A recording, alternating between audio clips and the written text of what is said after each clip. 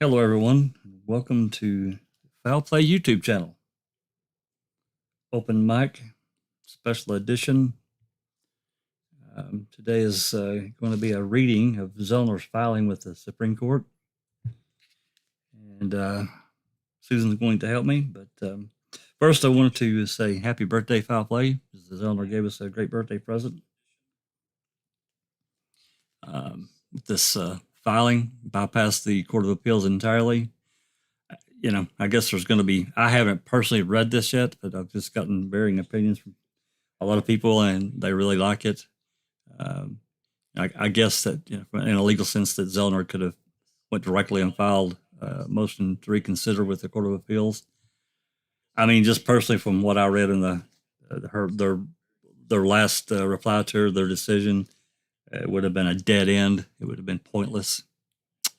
So I can't say that I really blame her. I just don't think she would have gotten anything at all from the Court of Appeals without being made to do so.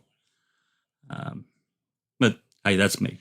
Anyway, I'm going to quickly let everyone that's in the channel with us here in Discord say hello, starting with BB.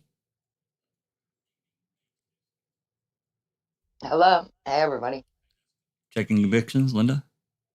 Well, hello, everybody. Happy birthday, Foul Play. Joe Jones, welcome. Hello, everyone. You're as our newest mod addition to Foul Play. Woohoo! Are you crazy people? I know. Neverly, Lady Neverly. Happy birthday, Foul Play, and hello, everybody. Sapper Cop. Happy birthday, Foul Play, and God bless the United States Marine Corps and all our servicemen and women on the ground in Afghanistan. Hell yeah. Damn straight. Susan. No doubt. Happy birthday, Foul Play. Hi, everybody. Not sure if Dr. Silkman can reply. He's tending to other... there he is. Yeah, no, I'm here. Happy birthday to the Foul Play. I can't believe we're 2 years old, and welcome everyone. Awesome.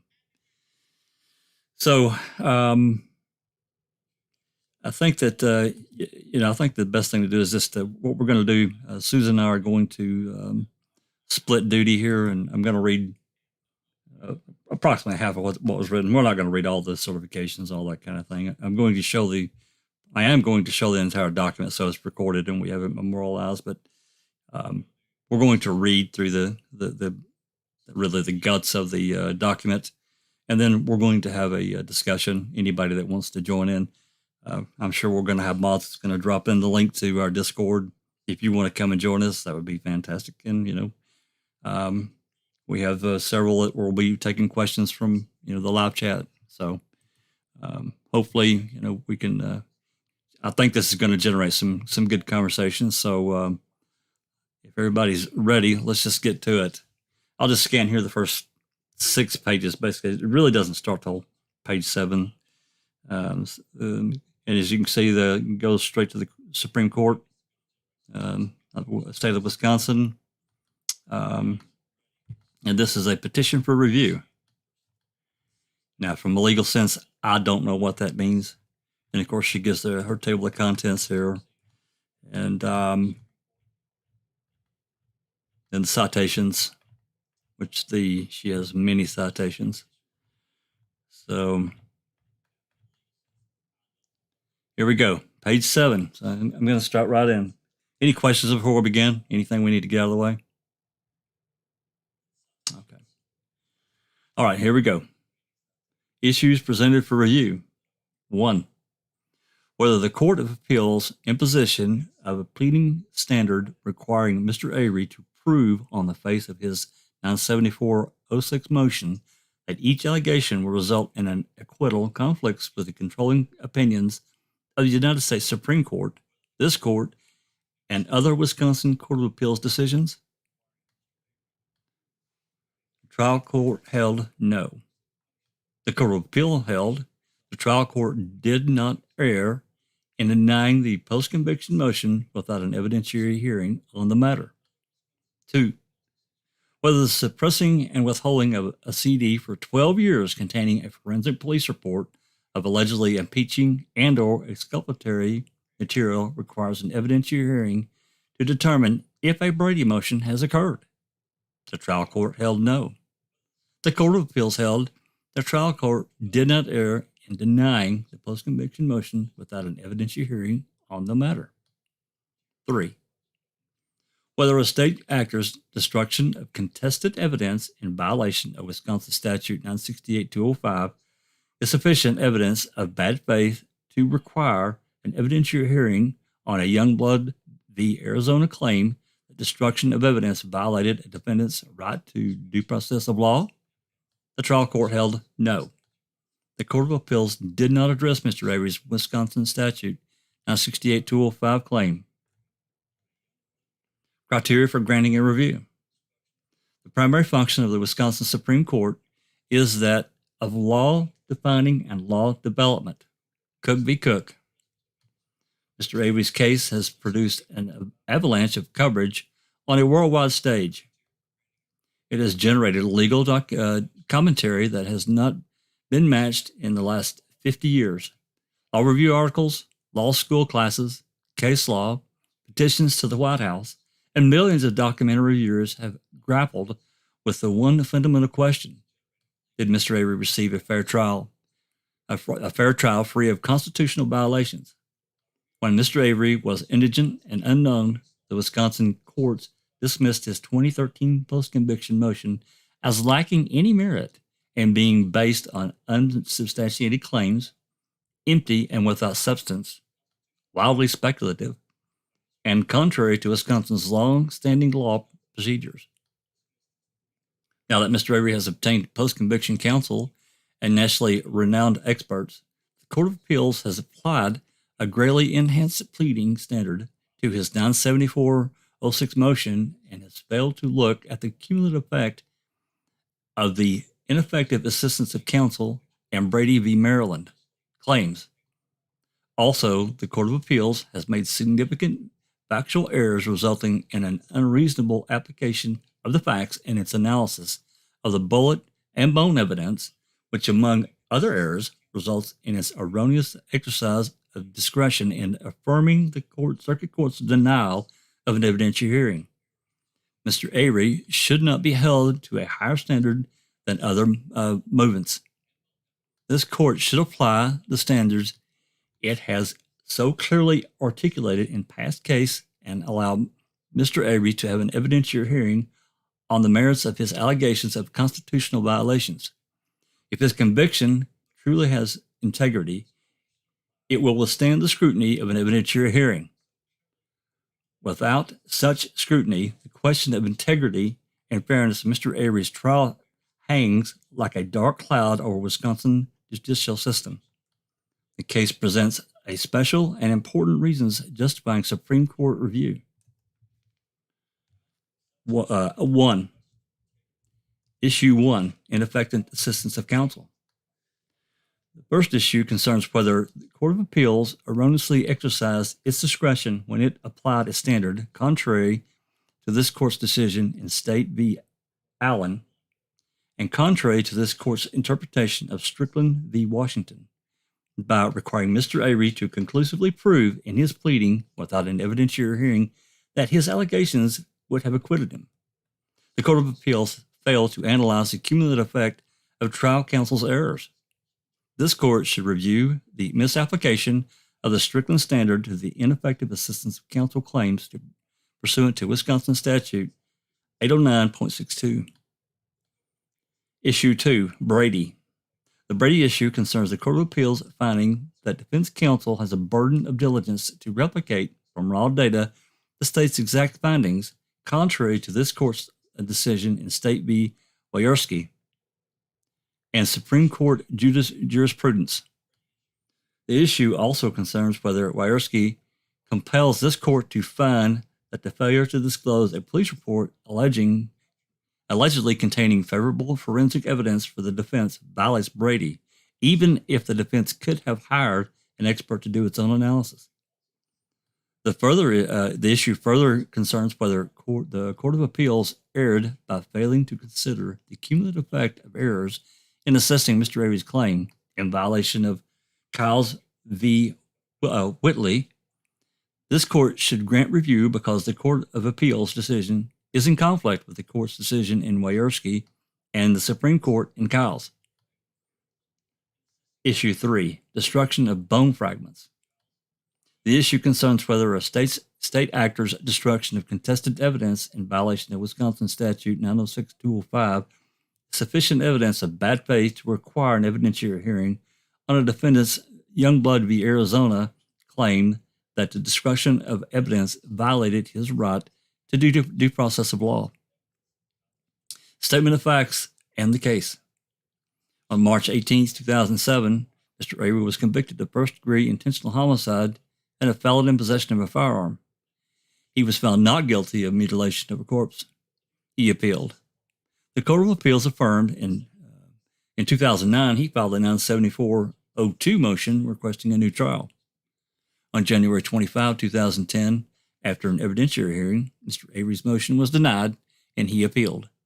The Court of Appeals affirmed. In 2013, Mr. Avery filed a pro se 974-06 motion requesting a new trial, which was denied. On June 7, 2017, Mr. Avery filed a second 974-06 motion. The motion was dismissed without an evidentiary hearing. On October 6, 2017, Mr. Avery filed a 974-06 motion to vacate, and on October 23, 2017, he filed a motion for reconsideration. The Circuit Court denied his motions to vacate for reconsideration. On October 11, 2019, Mr. Avery appealed. He filed motions to stay and remand concerning 2 additional claims. He raised his claims and motions to the Circuit Court as supplemental post-conviction motions. The Circuit Court denied his motions to supplement. In April of 2021, after a new witness revealed exculpatory information, he filed a motion to the Court of Appeals to stay and appeal and remand. On July 28, 2021, the Court of Appeals issued a per curiam opinion upholding the Circuit Court's summary denial of Mr. Avery's claims raised in his 974-06 motion and 2 supplemental motions holding Avery's 974-06 motions are insufficient on their face to entitle him to a hearing, but reserve Mr. Avery's ability to file a successive 974-06 motion on his claims in his motion to reconsider and 2 supplements and his claim in his most recent filing. With exception of the unreasonable determination of the facts discussed herein on pages 12, 13, 29 through 30, Mr. Avery will accept the facts stated in the Court of Appeals opinion on pages 2, 3, and 4. Argument number 1. Whether the Court of Appeals imposition of a pleading standard requiring Mr. Avery to prove on the face of his 974-06 motion that each allegation will result in an acquittal conflicts with the controlling opinions of the Supreme Court. This court and other Wisconsin Court of Appeals decisions.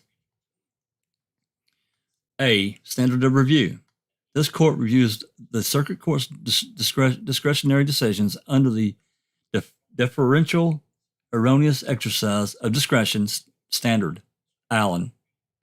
Whether a defendant was denied effective assistance of counsel is a mixed question of fact and law, State v. Thiel. B. Impossible standard to meet. The Court of Appeals procedurally barred many of Mr. Avery's ineffective assistance allegations, concluding that Mr. Avery could have raised them in 2013 pro se post-conviction petition.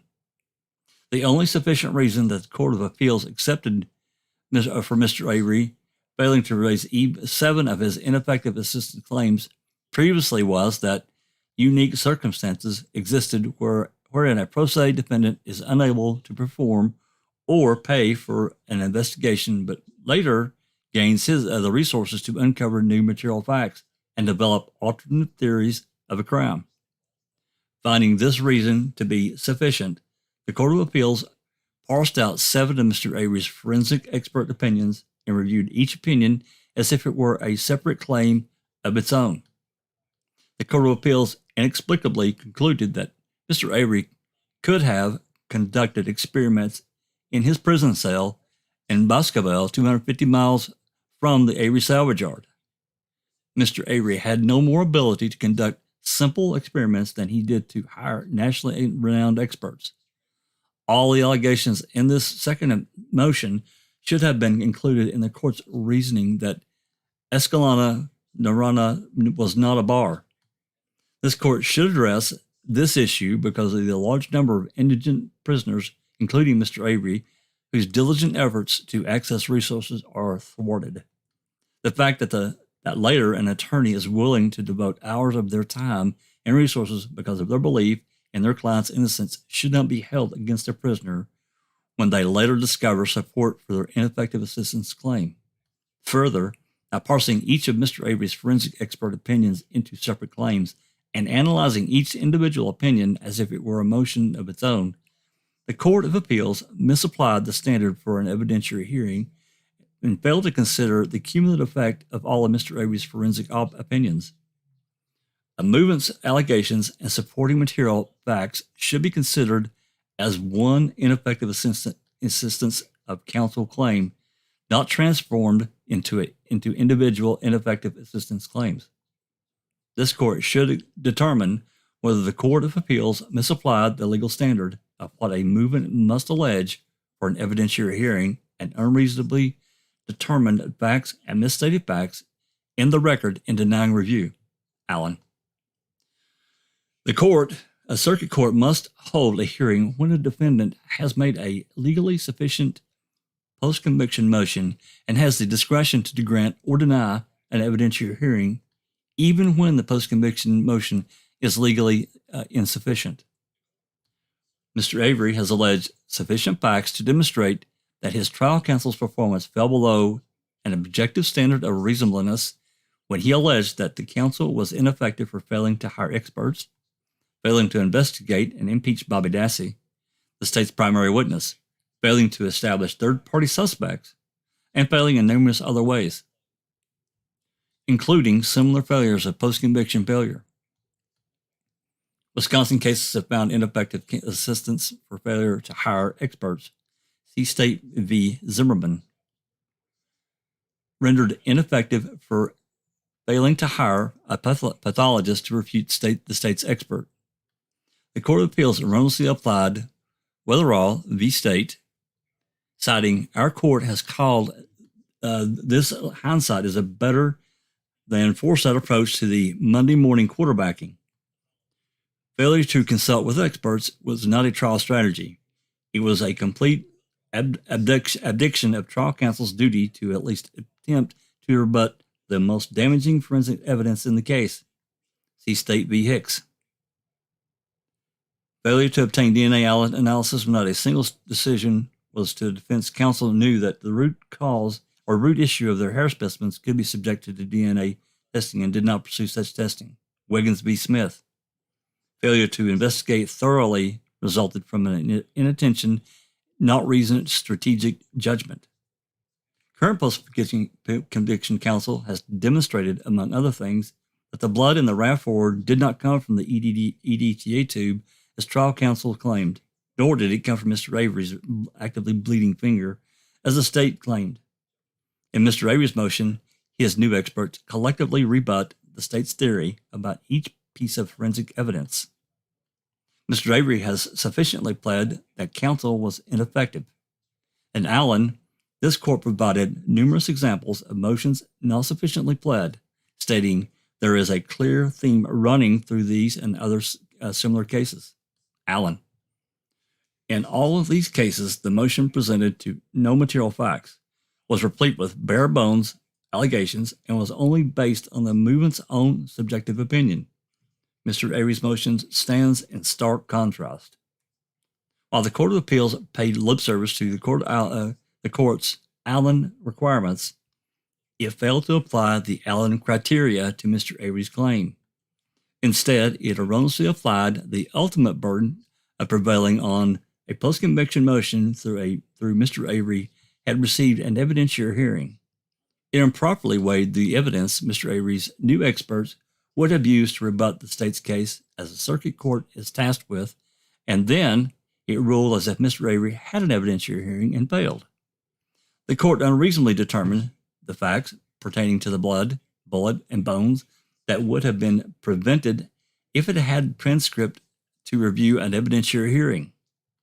A court of appeals is certainly not qualified to act as an expert on scientific evidence. Mr. Avery would welcome the opportunity to have his experts' opinions rigorously cross-examined by the state.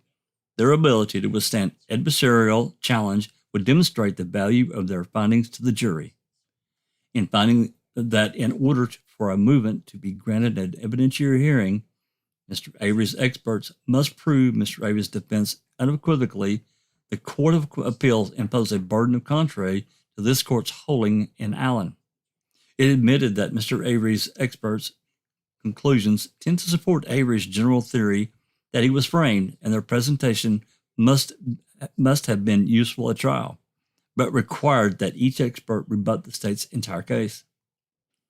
After parsing Mr. Avery's forensic evidence into separate claims, the Court of Appeals improperly imposed a burden of demonstrating that each individual piece of evidence would result in acquittal. It even required Mr. Avery to show that 3 bloodstains experiments, each on their own, would have achieved an acquittal, as well as required Mr. Avery's expert findings on trace material along the Hallbox subkey, DNA quantity on the subkey, and hood latch. The item FL bullet, the bones, and Avery's burn pit would have each resulted in an acquittal. The court required Mr. Avery's new experts to state in their findings the ultimate legal conclusion that Mr. Avery was framed, which is ironic considering that the trial court did not require each piece of the state's forensic evidence in of itself prove guilt beyond a reasonable doubt. The jury was presented with the cumulative effect of all the forensic evidence. Moreover, the Court of Appeals misapplied the burden established in Strickland v. Washington and concluded that Mr. Avery cannot meet his burden by misrepresenting the expert's results as demonstrating that he was framed. Absent additional facts or argument, we cannot assume that such measured support for Avery's frame-up theory would have led to an acquittal. The Court of Appeals effectively imposed a standard completely contrary to any precedent or law that in order for Mr. Avery to have an evidentiary hearing, he would have had to prove ineffectiveness on the face of his motion without the opportunity to cross-examine trial counsel. This is not proper standard for before even after an evidentiary hearing. Strickland prejudice is established if there is a reasonable probability that at least one juror would have made a different decision. Wiggins. A reasonable probability under this standard is a probability sufficient to undermine confidence in the outcome. Strickland at 694. The defendant is not required to show that counsel's deficient conduct more likely than not altered the outcome of the case. Strickland at 693. The focus of this inquiry is not the outcome of the trial, but rather the reliability of the proceedings. And then Thiel. Rather than accepting Mr. Avery's facts as true, the Court of Appeals disputed the facts and presented its own inaccurate version of the state's theory and rejected Mr. Avery's showing of trial counsel's ineffectiveness. The Court of Appeals grossly misrepresented the state's forensic evidence. The state's most important evidence was that Hallbox's cause of death was the result of 1 or 2 gunshots to her head, and that the bullets, item FL and FK, used to shoot her were found in Mr. Avery's garage. Hallbox's DNA was only found on FL. The Court of Appeals claimed, but the state did not argue that this specific bullet entered Hallbox's skull or killed her. This is demonstratively false because of the state's expert testimony that DNA on item FL was a result of FL going through Hallbox's brain. The Court of Appeals made another egregious error when it found that there is nothing to suggest that shots fired into Hallbox's skull were the only shots fired at her, or that every bullet fired at her contained skull fragments. There was, after all, 11 casings and only 2 bullets found in the garage. It failed to recognize that the 11 spent shell casings in Avery's garage were never forensically linked to item FL or FK or any bullet in this case.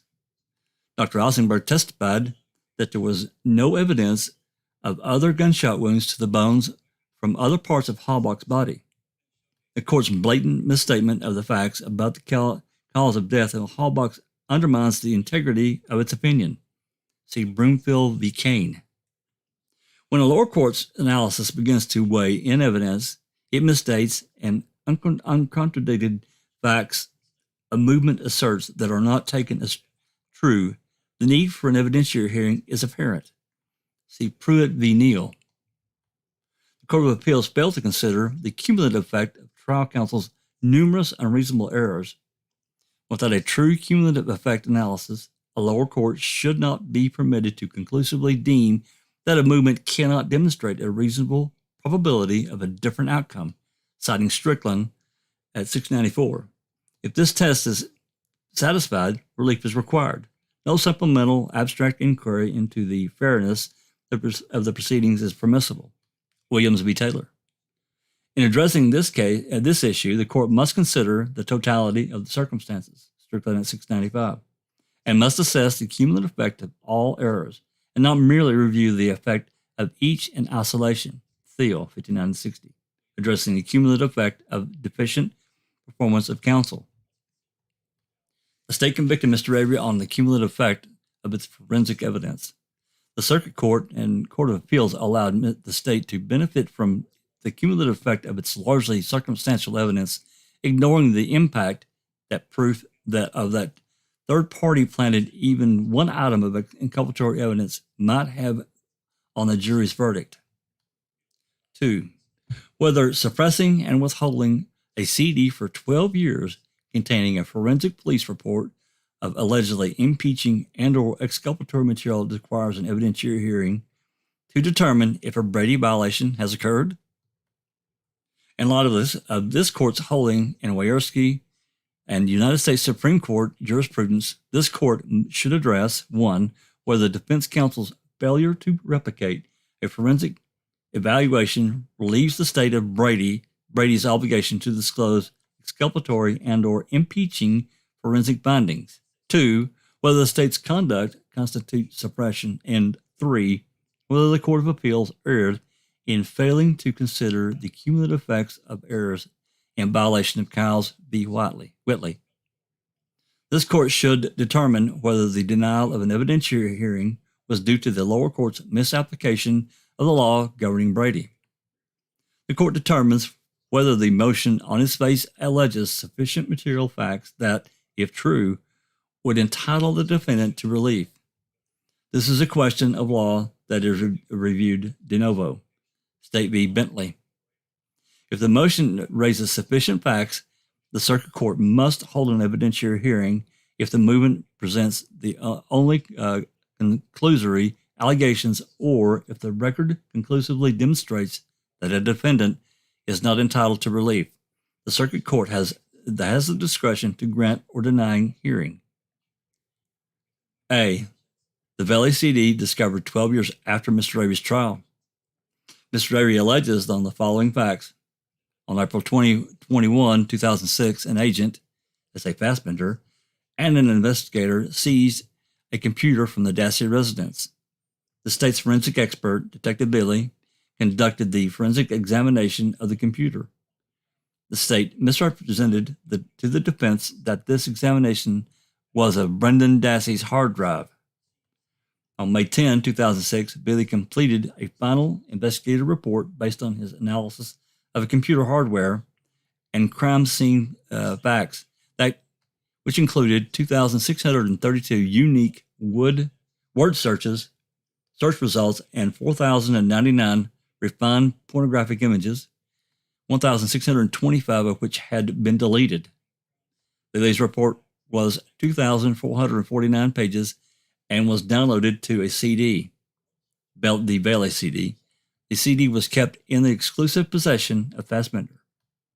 On April 17, 2018, current post-conviction counsel received the Bailey CD for the first time from the state.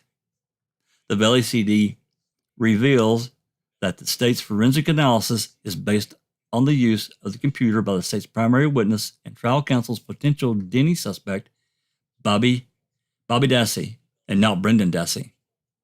The LCD creates a timeline impeaching Bobby Dassey's testimony that he was sleeping immediately before the time of Halbach's murder.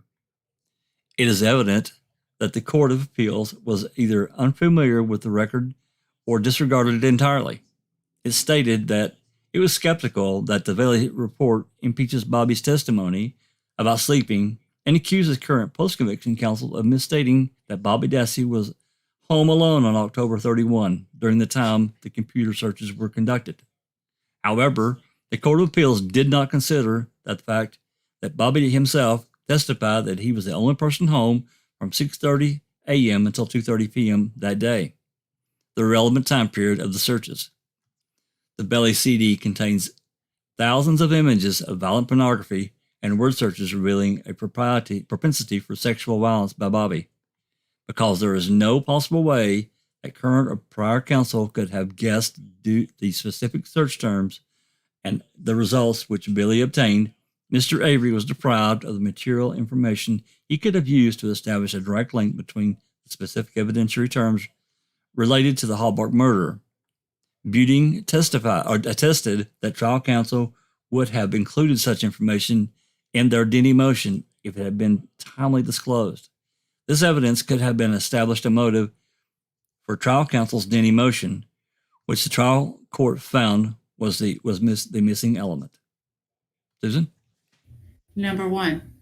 This court should address whether there is a burden on the defense to replicate state forensic findings which have been surreptitiously withheld from them. Brady placed an affirmative duty on the prosecution to disclose exculpatory material evidence to the defense. In United States versus Augers, the Supreme Court expanded on its holding in Brady, reiterating that prosecutors have an affirmative duty to disclose exculpatory evidence. This court rejected previous interpretations of Brady, finding the exclusive possession and control, reasonable diligence, and intolerable burden limitations distort the original Brady analysis and the purpose behind the prosecutorial obligations enunciated in Brady. Wierski. This court specifically rejected the imposition of a reasonable diligence standard on trial defense, stating, quote, "This court has never analyzed a Brady claim through the lens of reasonable diligence, and we decline to adopt that requirement now due to its lack of grounding in Brady or other Supreme Court precedent," unquote. In 2019, this court articulated that any diligence requirement on the defense contravenes Brady and Supreme Court precedent. But in addressing Mr. Avery's Brady claim on the suppression of the BLCD, both lower courts agreed that trial counsel failed to exercise diligence. The Court of Appeals imposed a burden on the defense to generate its own report and analysis of raw computer data. However, given Wierski, the pertinent consideration should be whether the material of which the prosecution had possession, not disclosed to the defense, has evidentiary value, not whether the defense could have sought it itself. See Wierski. A rule thus declaring prosecutor may hide, defendant must seek, is not tenable in a system constitutionally bound to accord defendants due process. The weakness of the Court of Appeals analysis is demonstrated on its exclusive reliance on a Southern District of New York case. Ironically, United States versus McGinnis is inapposite and not controlling or persuasive authority.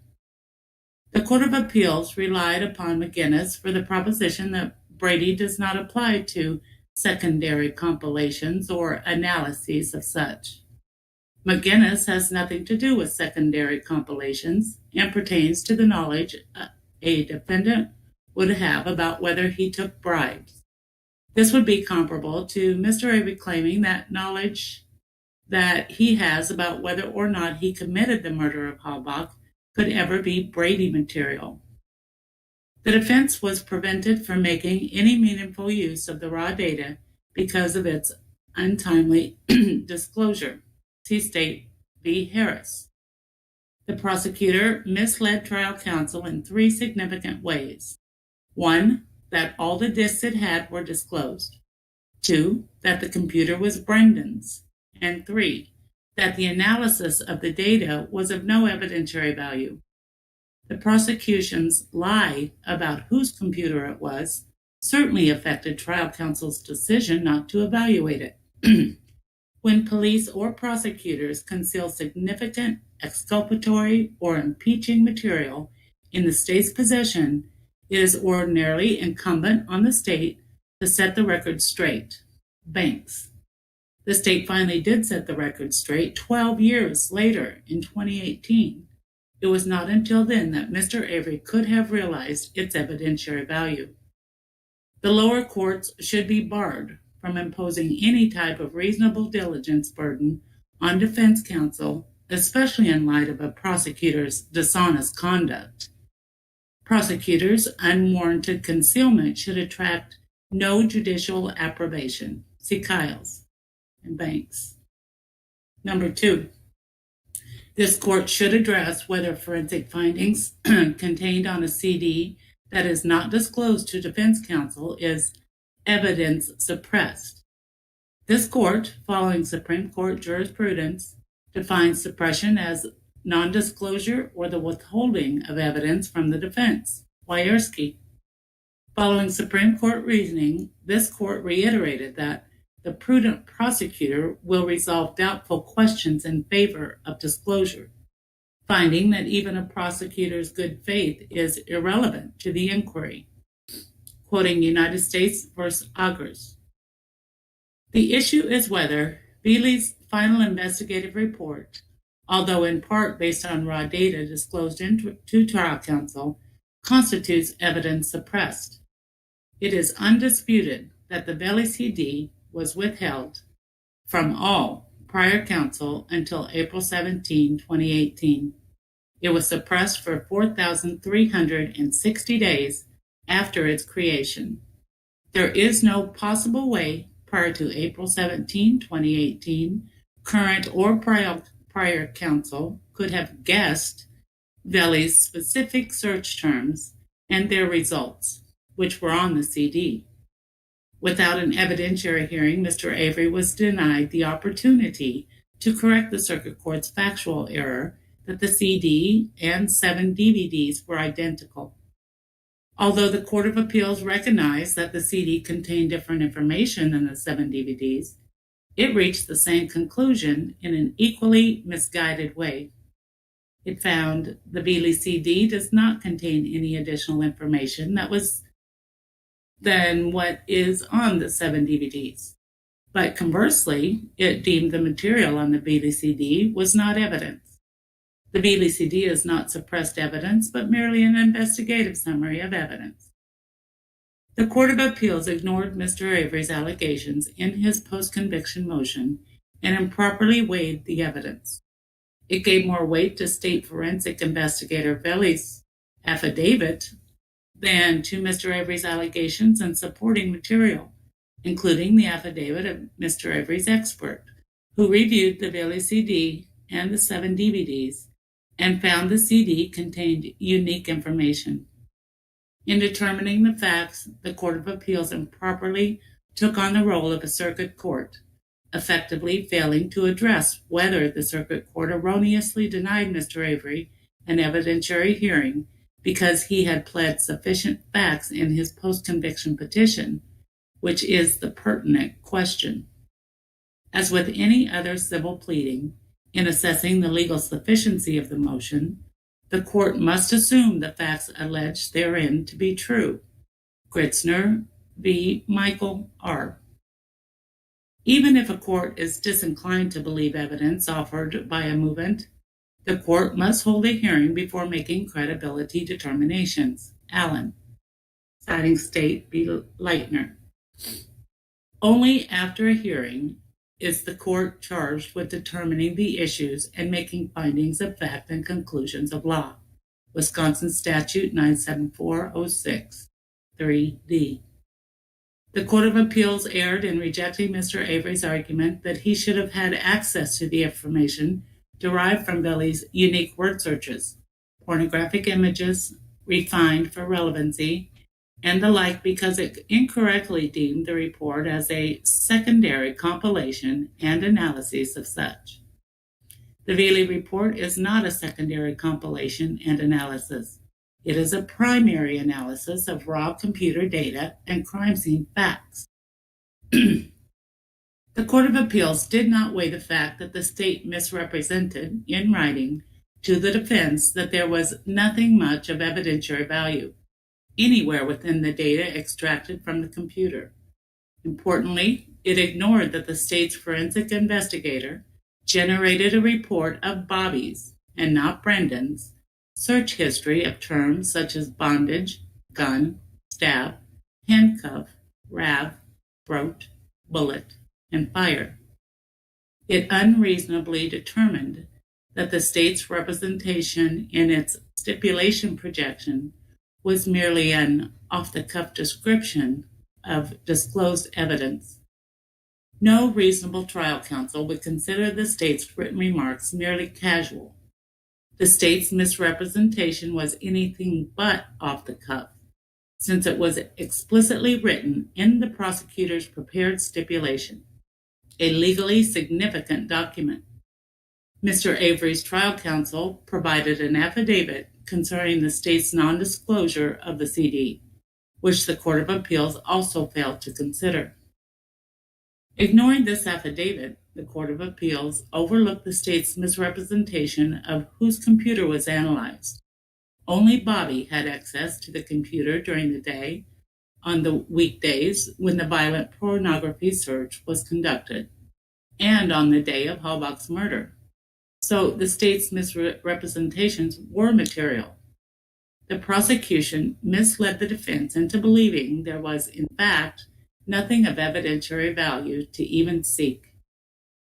The lower court erroneously imposed an additional burden on defense counsel of investigating potential state misrepresentations. See Banks. Inmates' failure to investigate the informant's status resulted from prosecution's misrepresentations and omissions, and inmate was entitled to credit the prosecution's statements. This court should clarify for the lower courts that Brady encompasses the suppression of a forensic report just as much as any other form of evidence containing facts that are impeaching or exculpatory. Number 3, the Court of Appeals misapplied the law concerning the materiality and cumulative effect of the evidence.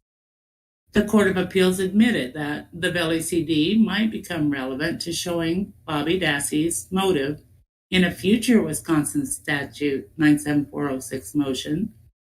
However, it failed to address the cumulative impact of the CD and the additional evidence undermining the state's case. Without a true cumulative effect analysis, a lower court should not be permitted to conclusively deem that a movement cannot demonstrate a reasonable probability of a different outcome. Strickland. The court must consider the totality of the circumstances, and thus may not merely review the effect of each in isolation. Theo. Addressing cumulative effect of deficient performance of counsel. The Court of Appeals failed to consider the cumulative effect when it rejected all Mr. Avery's claims, namely his newly discovered evidence, ineffective assistance of counsel claims, and his 5 other Brady claims. By failing to consider the cumulative effect of the errors, the Court of Appeals erroneously applied a standard contrary to even Strickland, requiring that the Belly CD itself would have acquitted Mr. Avery. This is contrary to well-established law. See Weary versus Kane. To prevail on this Brady claim, Weary need not show that he more likely than not would have been acquitted had the evidence been admitted. A petitioner shows cause when the reason for his failure to develop facts in state court proceedings was the state's suppression of the relevant evidence. Coincident with the third Brady component, prejudice. Prejudice within the compass of the cause and prejudice requirement exists when the suppressed evidence is material for Brady purposes. Banks. Knowing its theory was weak, the state replied upon Bobby's testimony to establish that Halbach never left the Avery property on October 31, 2005. Mr. Avery has shown that the suppressed evidence was favorable and impeaching, and has also shown cause because he has shown that the reason for his failure to develop facts in his state court proceedings was due to the state's suppression of the material evidence. Mr. Avery suffered prejudice because the material would have impeached the state's key witness, Bobby, would have revealed his motive, and would have qualified him as a third-party Denny suspect. Considering the cumulative effect of the evidence, in light of all the errors combined, there is a reasonable probability it would have undermined confidence in the verdict. This showing warrants an evidentiary hearing. Number 3, whether a state actor's destruction of contested evidence in violation of Wisconsin Statute 968.205 is sufficient evidence of bad faith to require a hearing on a defendant's Youngblood v. Arizona claim that the destruction of evidence violated his right to due process of law. In 2011, the state released bone fragments discovered in the Manitowoc gravel pit, placed into evidence as part of the investigation of Halbach's murder, to Halbach's family. It did so without giving any notice to Mr. Avery. The state removed evidence tags signaling the locations from which the bones were discovered and commingled the gravel pit bones with bones from 2 other areas, the Avery burn pit and the Dassey burn barrel. Shortly after post-conviction counsel moved to remand for additional scientific testing, it was discovered that the state in 2011 returned bones to the Halbach family, effectively destroying them, without first giving notice to Mr. Avery's counsel. Mr. Avery then moved the Court of Appeals to stay his appeal and remand for the Circuit Court to consider his claim relating to destruction of evidence pursuant to Wisconsin Statute 968.205 and Youngblood v. Arizona. The Court of Appeals directed the Circuit Court to permit Mr. Avery to pursue a supplemental post-conviction motion and conduct any necessary proceedings. The Circuit Court denied Mr. Avery's motion without a hearing. The Court of Appeals affirmed the Circuit Court's decision. This was in error because its decision contravenes Wisconsin law on preservation of evidence. Because there is no remedy for a violation in the relevant statute, this court should address whether the state's violation of the statute on preservation of certain evidence satisfies the bad faith requirement of Youngblood, and in turn warrants an evidentiary hearing for Mr. Avery. A. Wisconsin Statute 968.205, preservation of certain evidence. In 2001, Wisconsin recognized the importance of the preservation of certain evidence for purposes of post-conviction relief in enacting several evidence preservation statutes. Notably, nowhere in Wisconsin Statute 968.205 did the Wisconsin legislature provide a remedy for its violation, and Article 1, Section 9 of the Wisconsin Constitution requires statutes to provide a remedy for their violation. Wisconsin Constitution Article 1, 9. As such, this court has been clear. Wisconsin courts have the authority to fashion a remedy for remediless statutes. Collins v. Eli Lilly Company. This court should find that a showing of violation of Wisconsin Statute 986.205 is a sufficient showing of bad faith required by Youngblood for an evidentiary hearing. In Youngblood, the Supreme Court adopted a test requiring the defendant to show 1. That the evidence is merely potentially useful to his case, and 2. That the police acted in bad faith when destroying it. Youngblood. Wisconsin Statute 968.205 creates 3 presumptions. 1. That all evidence covered by the statute and collected in the course of a criminal investigation is material. Number 2. Because of its materiality, it is potentially useful, the first Youngblood prong. And 3. Since the evidence preservation statute effectively codifies good faith, every violation thereof indicates bad faith, the second Youngblood prong.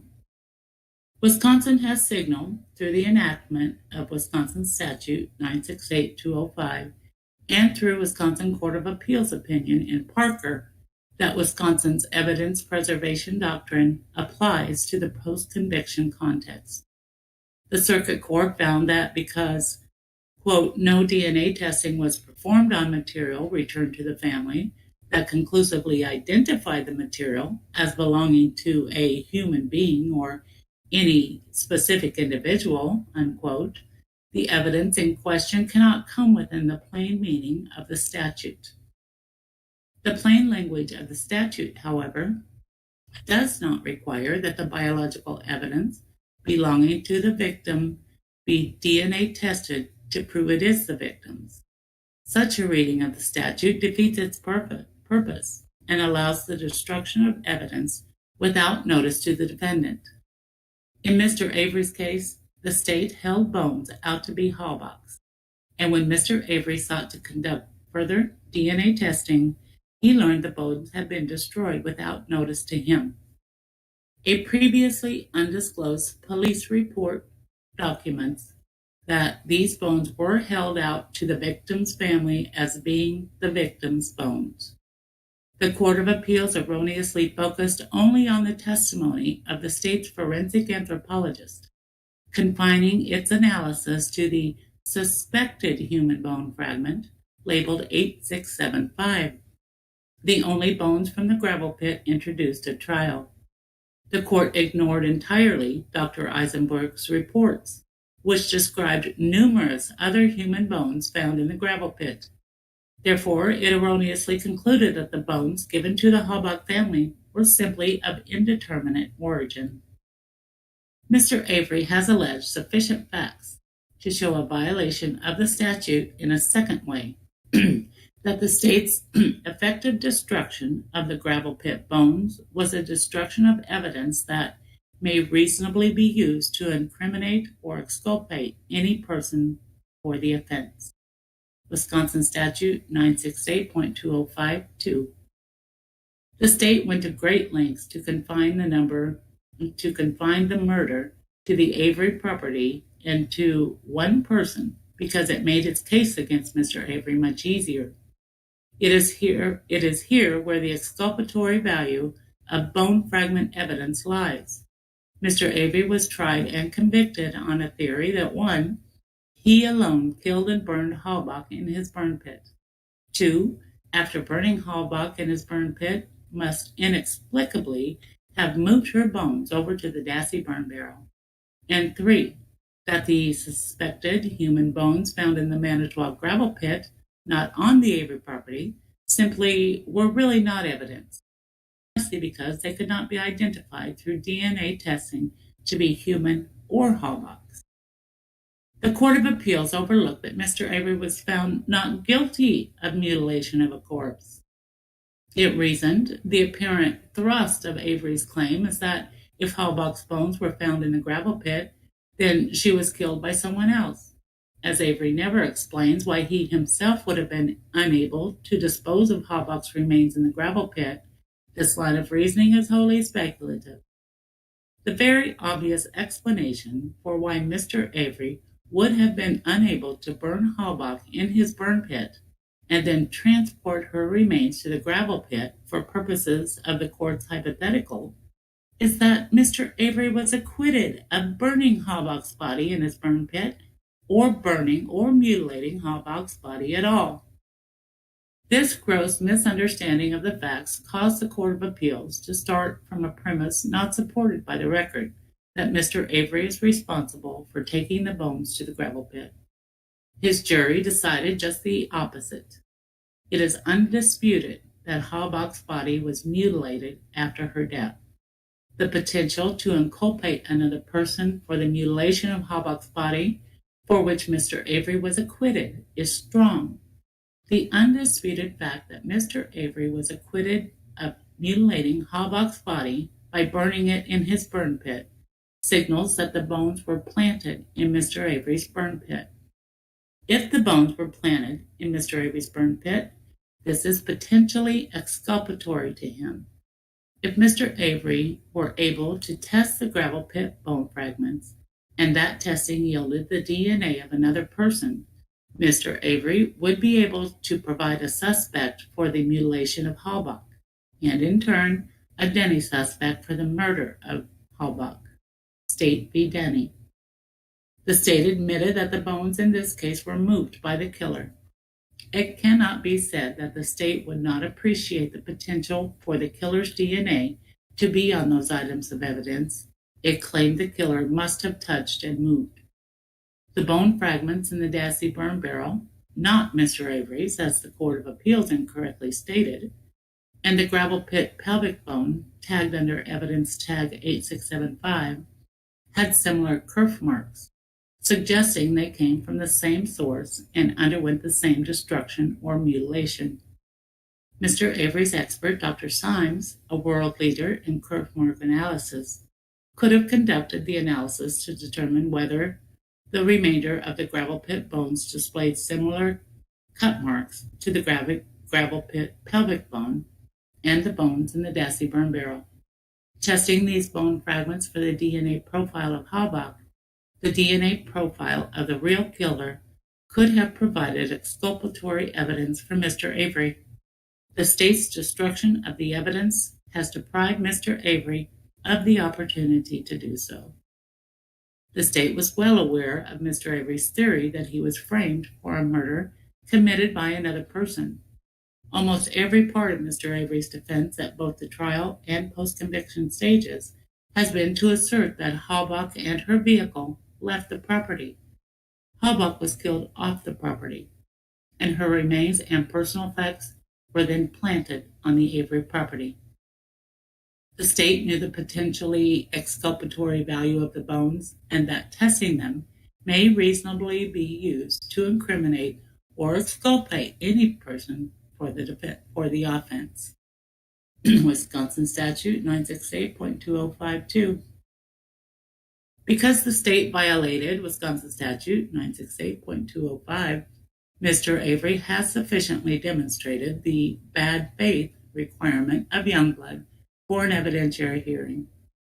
Alternatively, this court should grant a new trial to Mr. Avery in the interest of justice.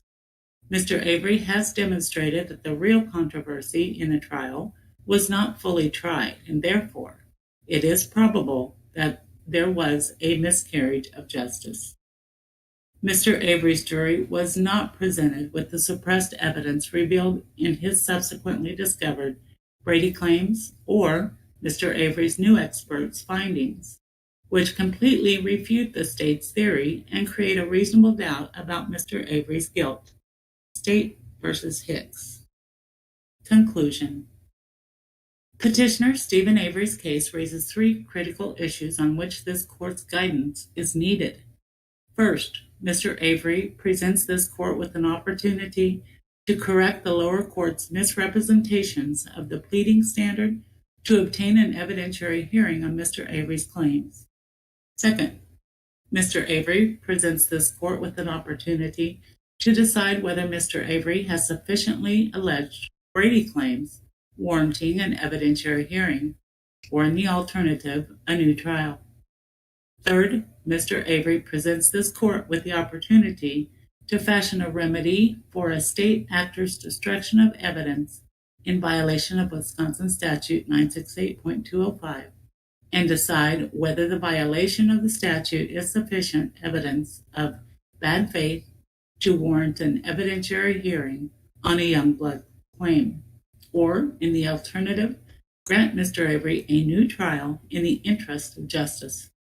Petitioner Stephen Avery respectfully asks this court to grant him leave to appeal the issues raised herein. Wow. Thank you, Susan. You bet. I love it. I just love it. Wow. I'm scrolling through the rest of this here. There's some certifications, certificate compliance with Rule 809.19. I haven't really read through that. So, wow, she really went after him in the strongest possible terms, in my opinion. I guess it really, I'm going to take this off here for now, and we can always go back to any section that anyone wants to discuss, but hey, let's open it up here for some discussion. Every section was a shot to the balls, straight to the balls, multiple times, and with surgical precision. I agree. Wow. Touche. CD, the bones, the bullet. Yeah, and the best thing about it is, you know, when I go back and think about what Tracy was talking about in terms of the, you know, the Youngblood issue with the bones on the COA's opinion, I think she did a very good job of kind of destroying that reasoning and saying this is why that particular, you know, form of reasoning should not apply here. Yeah, I mean, I only got to listen to a little bit of Tracy's, but you know, just what you've told me, yeah, absolutely. I absolutely agree. And the fact that, you know, she pointed out that Steve was not convicted of mutilating her body. So she really made an excellent argument in that regard. Overall, that last part there was actually several sections that you read, because it all, you know, in taking in the totality, you know, the bones found, I mean, planted, you know, in our opinion, obviously, in the burn pit, the Dassey burn barrel, and then you go to the Manitowoc County gravel pit, and you found this, you know, 8675, and this, all these had the same kerf marks. And then by them removing, or well, I'll say removing, giving back, I mean, anybody can go, and we've covered this before, pages 11, 14, 11, 15 in the CASO investigative report. It clearly defines which tag numbers that they went to, pulled out bones specifically, labeled as human, did whatever to them, and all those labeled as human went back to the Holox. The rest they packaged back up and put back in evidence. There was a clearly defined plan to take those bones and get them out of there. exactly. Yeah, I'm agreeing with you. Go ahead. No, I was just going to say, these people are so crooked, they'd have no problems hiding behind a spiral staircase. I'm telling you. No doubt. Good to hear your voice, young lady. Yes, it is. So good. I'm with you. Yeah. It just boggles the mind how Stephen could have been found guilty of killing her, but not mutilating her corpse. It's just mind-boggling. Yeah, and gave it to Brendan. Well, you know, it goes to. I talked a little bit about this. I don't know that anyone else necessarily agrees with my opinion, but just reading, and I read the Court of Appeals decision we got at the end of July. I read it twice. To me, it comes across in the same spirit as Josh Call's brief or whatever reply way back, in that same taking facts out of context, misrepresenting what really happened, in what was presented at trial. Of course, what was presented at trial was not true at all. That same spirit, and I just think, you know, there's been some discussion about well, she could have filed reconsideration with the Court of Appeals. Now, who here believes that the Court of Appeals would have cared whether she filed for a reconsideration? I think they would have just shot it down again. That's me. I think she did the right thing.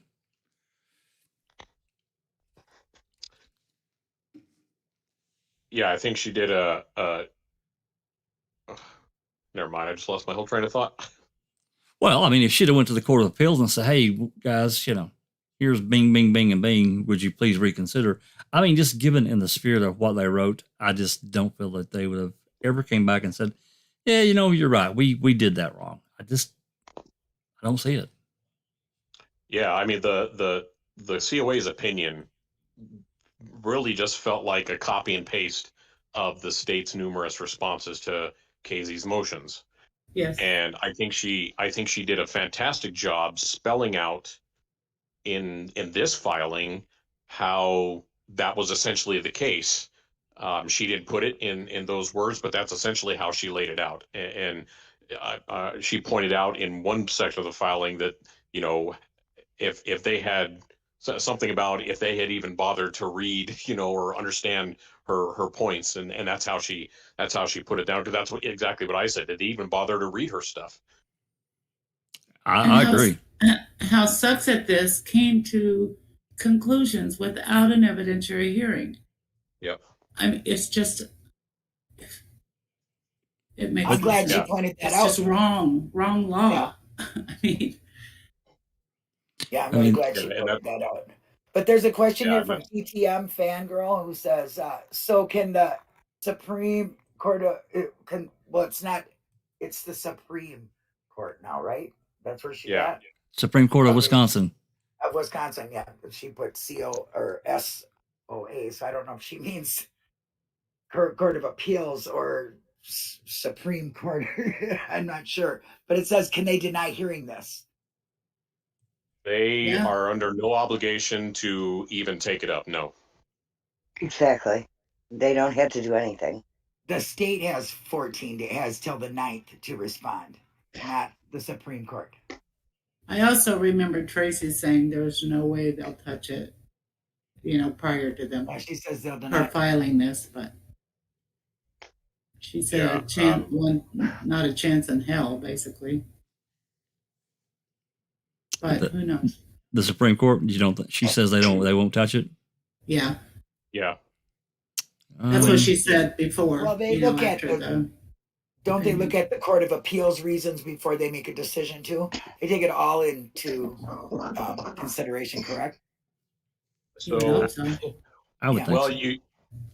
You kind of never know. So, for instance, like the U.S. Supreme Court, they have like a glorified meeting of the justices to go over cases that have come across the docket, and they've never really described how those meetings work or how they come to the decisions they do. But there are instances where they don't even look at something that's been filed. They can simply discard it because something else is of more import or something like that. That's kind of the impression you can get. So I don't know whether they actually have to read and address the filing itself before even saying no, but kind of, the key factor is they don't have to take it up, and they also don't have to state why.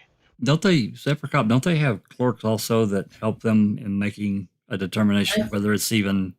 That's what I've heard. They kind of weed them out, Yeah, they went. They do. Yeah, that's why they look at the Court of Appeals, I think. No, I'm talking about the Supreme Court. Yeah, I'm talking about the Supreme Court. Don't they have clerks that help winnow out, something that maybe has been covered and weed out? They get so many, they couldn't possibly read everyone. Yeah. Yeah, I'm sure they have somebody doing some kind of triage, right? Yeah, you would think. When you hear these lawyers talk about, I clerked for so and so, that's what they're talking about. So essentially, what happens is when cases come in, if they're deemed to be of any kind of import, so if they're going to have any kind of real impact, those clerks, those junior lawyers, will be the ones doing all the research. They'll be looking up the case law. They'll be doing this and that, and they kind of submit a sort of report to the justice to give them an idea of what case law applies, what ramifications it could have, what constitutionalities apply, different things like that. And then it's up to the justice to decide whether it's something they want to deal with. And then when they get together in their little meeting, that's kind of what they do. That's how I understand it. Kelly Probably and if it's gonna be a Pandora's box, Kelly Cowles, hello Kelly, made a comment, and I'll let everybody else continue to talk. She says that KZ will not go federal. She will go back to the lower courts with a new petition and back to Judge sucks at this. She will no doubt file for removal from the case at that stage. Yeah, I agree. She should, if she does that, and she could go back with a new petition. That's absolutely true. Yeah, so she notice that in the filing, she left out a lot of things that were in her brief. She picked like the strongest arguments, which I agree with, and left out a lot. You'll notice she only made a very brief mention of the whole Sawinski thing.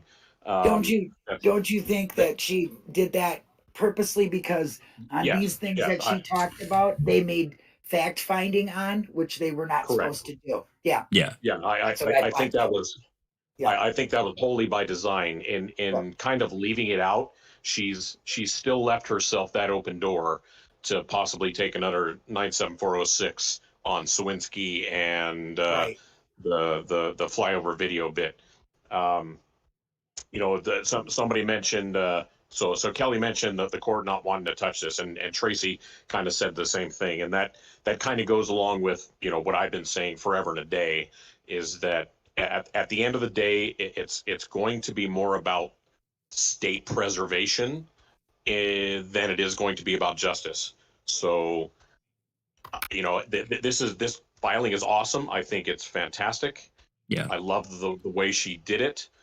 I just don't think any state court is going to take it up. I think I can see the Supreme Court just passing on it completely without even saying anything. Passing the buck. Yeah, she said she doesn't want to go federal at all. She will not. She will file in the lower courts until she's blue in the face, rather than go to the federal steps. So, well, I love how she mentioned that the world is watching, basically. Yeah, absolutely. Well, I mean, and she's right, because that's really where the guts of it has to happen, short of some other something that we don't know about, which she would have. I mean, the constitutional violations are bad, and that should get the attention of any federal judge. However, this other stuff, like what I just highlighted, that Susan read. Susan, read that. Can you pull up that page 33 and read that again?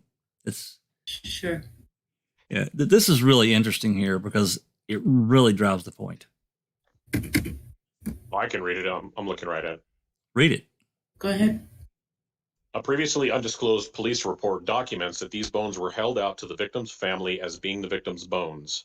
The Court of Appeals erroneously focused only on the testimony of the state's forensic anthropologist, confining its analysis to the suspected bone fragment labeled 8675, the only bones from the gravel pit introduced at trial. The court ignored entirely Dr. Eisenberg's reports, which describe numerous other human bones found in the gravel pit. Therefore, it erroneously concluded that the bones given to the Halbach family were simply of indeterminate origin. And that's exactly right. For whatever reason, they decided to hang their hat only on Eisenberg's testimony and not on the paperwork that went with that testimony. Completely. And that really caught my eye, because that really drives it home. It really drives it home for me. Looks like we have a new joiner. Looks like... Hi, Jinxie. Is Jinxie here? She's in the chat. Hello. There she is. Oh, I've been listening. I've been kind of busy bringing groceries up. Oh, ooh. Anything good? Boy, here we go. Anything good? Ooh, I see Tim Tedious joined us. Gotta eat. Hey, Tim Tedious. Hey, Tim's here. Well, how we doing today? Let's tell you what. I mean, I know you're. I'm feeling pretty good. Yeah, knowing your data situation, give us your opinion. Go for it. I'll just quickly say I pretty much agree with everything everyone's been saying. It's nice to have a reason to feel hopeful again, but I kind of agree that I don't know if this is going to succeed. But like I kind of said with the previous appeals for the Court of Appeals, if it was a just court and a just system, then this motion would be heard and likely granted. But it's Wisconsin, so I don't know how likely it is. I'll probably do a post on her filing at some point. So yeah, that's all I'll say for now. But I agree with everything everyone's saying. I'm looking forward to that post. Yeah, I'd have to agree. If this was pretty much anywhere other than Wisconsin, we'd have seen some action already. I think any other Court of Appeals would have already, probably done all but forced an evidentiary hearing. Yeah, I agree. I fixed to pull up here pages just so to tie in with what we've been talking about, the bones, and I've harped on the bones as much as anyone. This is pages 11, 14. I'm not going to read it all, but just as a scan by, this is pages 11, 14, 11, 15. As we can see the date of activity was September 20th, 2011, and it details these folks getting together at the evidence locker, and you can see they used Eisenberg's report. Along with Eisenberg's report, determined which bones could be returned to the Halbach family, and it lists specifically all of these bones. And here we go to 8675. And, they took them and photographed them. As far as I know now, we don't have these photographs that, I could be wrong, don't quote me here, of these bones that they photographed and handed back to the funeral home, Fighting Funeral Home, whichever one it was. We don't have those photographs. And then it details here, them going back and they repackage everything back up. And then after all the bone fragments were determined to be able to be returned to the Halbachs by Attorney Fallon and Attorney Gahn, were completed. Items were transferred to the Whiting Funeral Home in the presence of Sergeant Mark Wiggert and himself, that was Hawkins. So, I mean, to me, the bones issue is, they're all important, but to me, that one takes the cake. Okay, Paul Ward, they're all assholes. Well, the other big part to this is, where in any of these documents has it even been proven that the Halbachs actually received the bones? This is all assumption, because according to the only document that's included in here of the transfer, nobody signed for them. So where the hell did the bones even go? Right. The ledger is unsigned for the chain of custody. We can ask and see if there is any more ledgers, like I did with the Bobby interview. Like I wanted all the ledgers of them coming back, because the ledger we had didn't show it coming back, and she sent the one coming back. So there might be another one out there that has a signature on it. We just don't have access to it. So we could FOIA that. We could ask for that. What is this she's talking about? A previously undisclosed police report documents that these bones were held out to the victim's family as being the victim's bones. That's the 2011 report that she did not have access to until 2018 December. That's what I thought. Right. Yeah, that's one Jack just had up a minute ago. Because Hagopian didn't have it, and the only report, she only had 3 pages. I'm guessing 1113, or maybe even prior to that. I'm not exactly sure which pages that she was missing in the report, case report that Hagopian had, and then passed on to Zellner.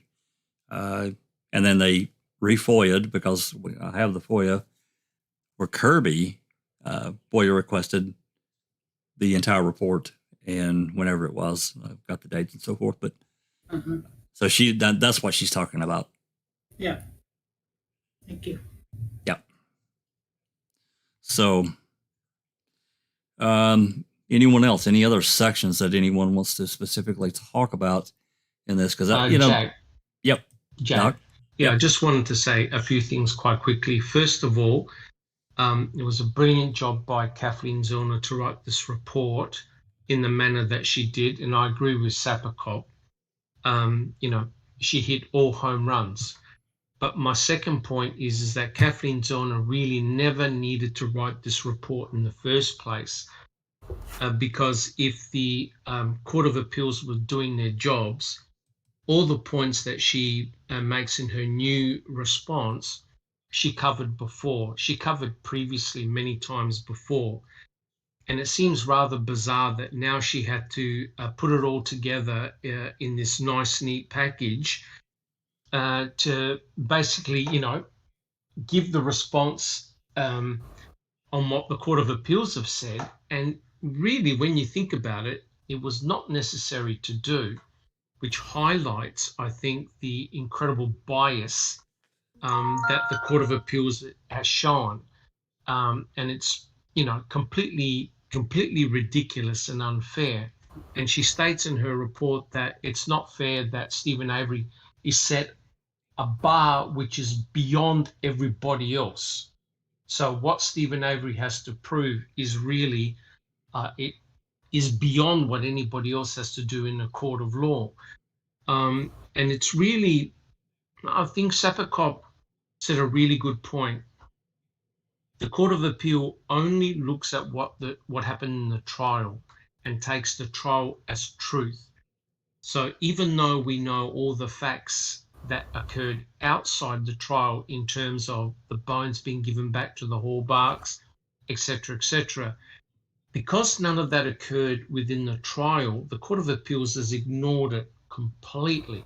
Yep. And remember, the argument was that the officers that took the bones from the tag numbers, from the Ziploc bags, they themselves were not forensic anthropologists. So the argument was they didn't know what bones they were giving back. As crappy as that argument is, that's the argument that they've used, right? But furthermore, the person who was controlled, you got to understand that Kratz, they had about a year to prepare for the trial. Yep. Right? Yep. So they would have cleverly, and don't forget you've got Fallon, who's an expert in law. Yes. They would have looked at all the potential weak points and they would have said, right, don't go there, don't go there, don't go there. They would have talked to all of their witnesses and said, right, if you're asked anything about the cremains in the Manitowoc County gravel pit, you say you don't know. No so comment. That became truth. So hence, in effect, we've got this ridiculous situation whereby the Court of Appeals is arguing what human bones, right? Exactly. And yet their own police reports and Eisenberg's reports clearly state that there were human cremains found at the Manitowoc County gravel pit, right? And even That's right. Ken Kratz writes this in his book. So to me, the damage was done in the court case. So they would have prepared their witnesses. They would have looked at all the potential avenues that the defense may have hit and blocked each one. So all they had to do was control Eisenberg and Cohen, the people that handled the forensic evidence. And also we know that you keep out the coroner. Therefore, they had all the aces up their sleeve. So it's a ridiculous situation whereby all the points that Zellner tries to put in, the Court of Appeals is blocking and doesn't want to know about it. And that's the frustrating part. If you think about it, Doc, and agree with me or not, that they were really, and I probably credit this to Fallon, they were not only preparing for court, they were preparing for appeals. Oh, correct. No, correct. Yeah. They're just like playing a game of chess, because remember with Stephen Avery and as Ken Kratz writes in his book, he's a celebrity, right? Yep. He's known, so hence the task was an onerous one for the state, and they had to go for the jugular, right? And the incredible thing is this, regarding to the Veely CD. and DVD. We all know here that if that material was found on Stephen Avery's computer, Game it over. would have made front page. Yep. Game Front over. page. Yep. Correct. But the problem for the state was this. Their star witness, Bobby Dassey, he was the one downloading all this material that had this association with what happened to Teresa Halbach. So hence you have to suppress it and not bring it to light. Otherwise, if the defense was able to impeach Bobby Dassey, the case falls apart, right? Because Stephen is saying, hey, I saw Teresa Halbach leave, as compared to your state witness that said, oh, no, I didn't see her leave, right? So Bobby Dassey was the state's witness, star witness, and all of a sudden you can see, let's think about it. You've got all the imagery that he obviously downloaded because they pattern match the time when he was home. And don't forget, there were cremains in his mother's burn barrel, right? With cut marks. That's right. So that implicates that family as well. That's right. How did Ken Kratz get away with it? Oh, Stephen Avery picked out 4 cremains and decided to walk them to the burn barrel. Yeah. That's the bullshit that we've got to, handle. It's crazy stuff. Linda? Oh, I forgot what it was. Well, I mean, to me, again, well, maybe you'll think of it when I say this. Well, I mean, you think about, again, we talked about this the last time when we read the Court of Appeals decision. This sets up they've given a blueprint to future, whatever bad actors. They take this and, a little bit later on after trial's over, they give away whatever evidence. The Court of Appeals doesn't look at that. It's not included because it didn't happen at trial. They've got a perfect out. I mean, how do you bite that as a defendant, a defense attorney? It's absolutely ridiculous, and that's why I think the Supreme Court should look at it and put it all together, just like she did in her. I remember what I was going to say. KZ is doing what she said, and in past dealings she's done, trying to get somebody out. She says the best way to do it is to knock the state's narrative completely off the thing. So, which means knock the state's star witness. So that's why she's going after Bobby is so hard, is knock him. He's the state star witness. If you can knock him and impeach him, you're doing good. And that's what she's trying to do. Well, not only that, she's made him a Denny suspect as well. Now he's somebody that possibly is lying to protect himself. Right. And I see this as what she took from what they said, their response. And she took it and she said, okay, boys, here you go. Boom, boom, boom, boom, boom. You're making fact on this when you don't know this and this and that. You know what I mean? She just pulled out the major things that they said, gave it back to him on a silver platter and said, there you go. And I got more if you need it. Ineffective assistance of counsel, they didn't hire experts. And we all know that was a huge mistake. I mean, other than, they're for the EDTA, Doc can, talk about that in greater detail than I can. But for the rest of it, blood spatter expert, and then a computer forensic expert. There are many things that they could have done. Of course, that would have cost them money. They may have even lost money. They probably would have if they had to hire these people. And I'm sorry that's just they took the case on the face of that, but they let money. I mean, I understand. They only had a certain amount of funds to work with. However. But that's why Stephen Avery says poor people lose. They lose all the time because they can't afford it. Because it's not necessarily Buting who's paying for the experts. I mean, in all actuality, it was the money Stephen paid them that paid for the several experts they did bring in, right? I mean, and that's why that is. That sucks. Right. I mean, they had. I can't think of her name that testified for the EDTA, and then the Dr. Fairgree, wasn't it? Isn't that his name? That they brought in. That's all shady. Yeah. Anyway. Which one? Which one? Dr. Fairgree. What did you? Yeah, that's his name. That name sounds familiar. Yeah, he testified, That's a shady thing there. Well, but there should have been others to refute and rebut what the state had presented. A real, a true forensic expert, to rebut Culhane's testimony. They really needed that in a big way.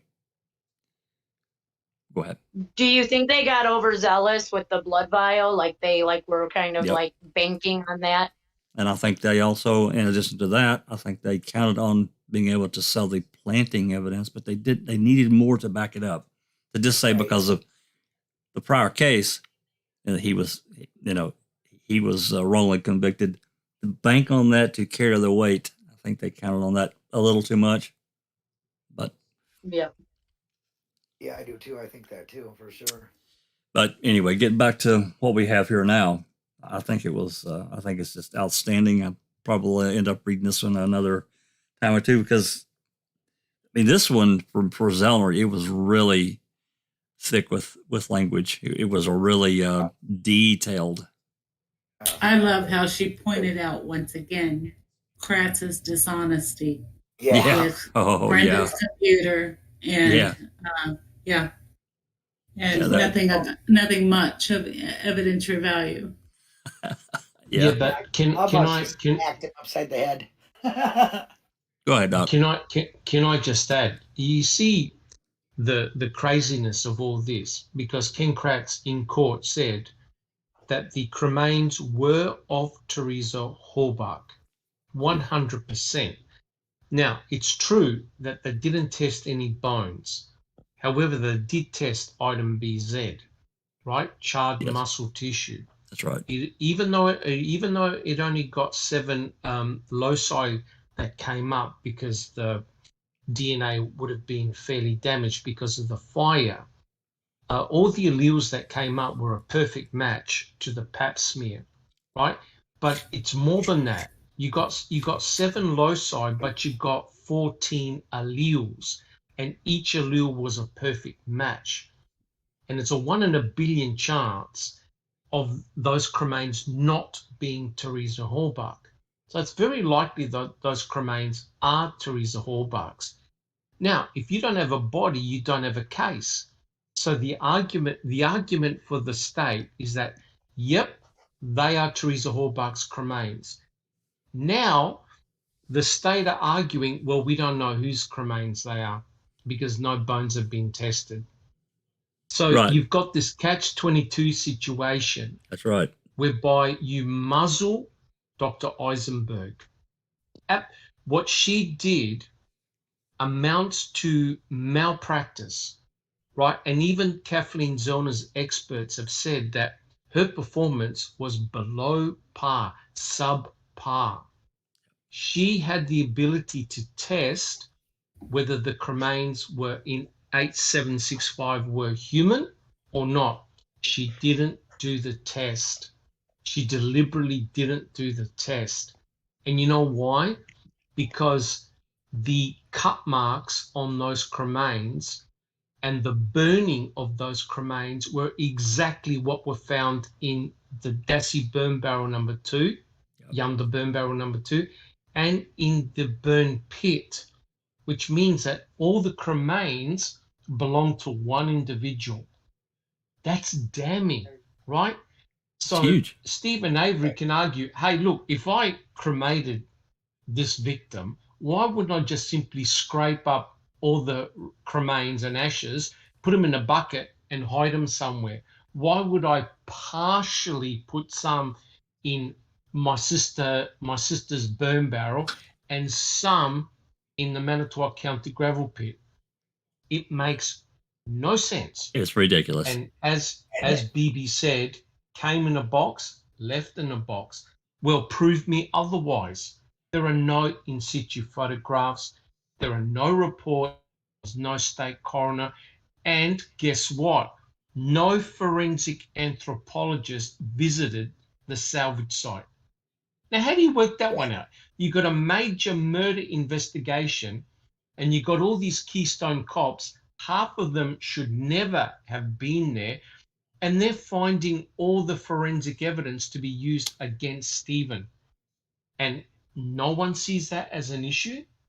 Well, Guys, and I it's agree. gone crazy. It's crazy. and their own guy calls in on November 9th to his boss. Hey, I found 2 gallons of bones here in the quarry. What the hell? I need some help here, guys. What? Well, I don't think the bone itself, what they, if they're traces now or not, matters, because they could come back. Well, that doesn't mean Stephen didn't kill her. You know what I'm saying? It doesn't mean he didn't kill her. That's Just exactly because what they're I'm found back somewhere to. else. You know what I'm saying? Because they're found somewhere else does not eliminate Stephen. But I think right now it's the fact that they gave them back. They broke their own statute. That's what matters now. Well, the unindicted I think it does. codependent. It does make them not.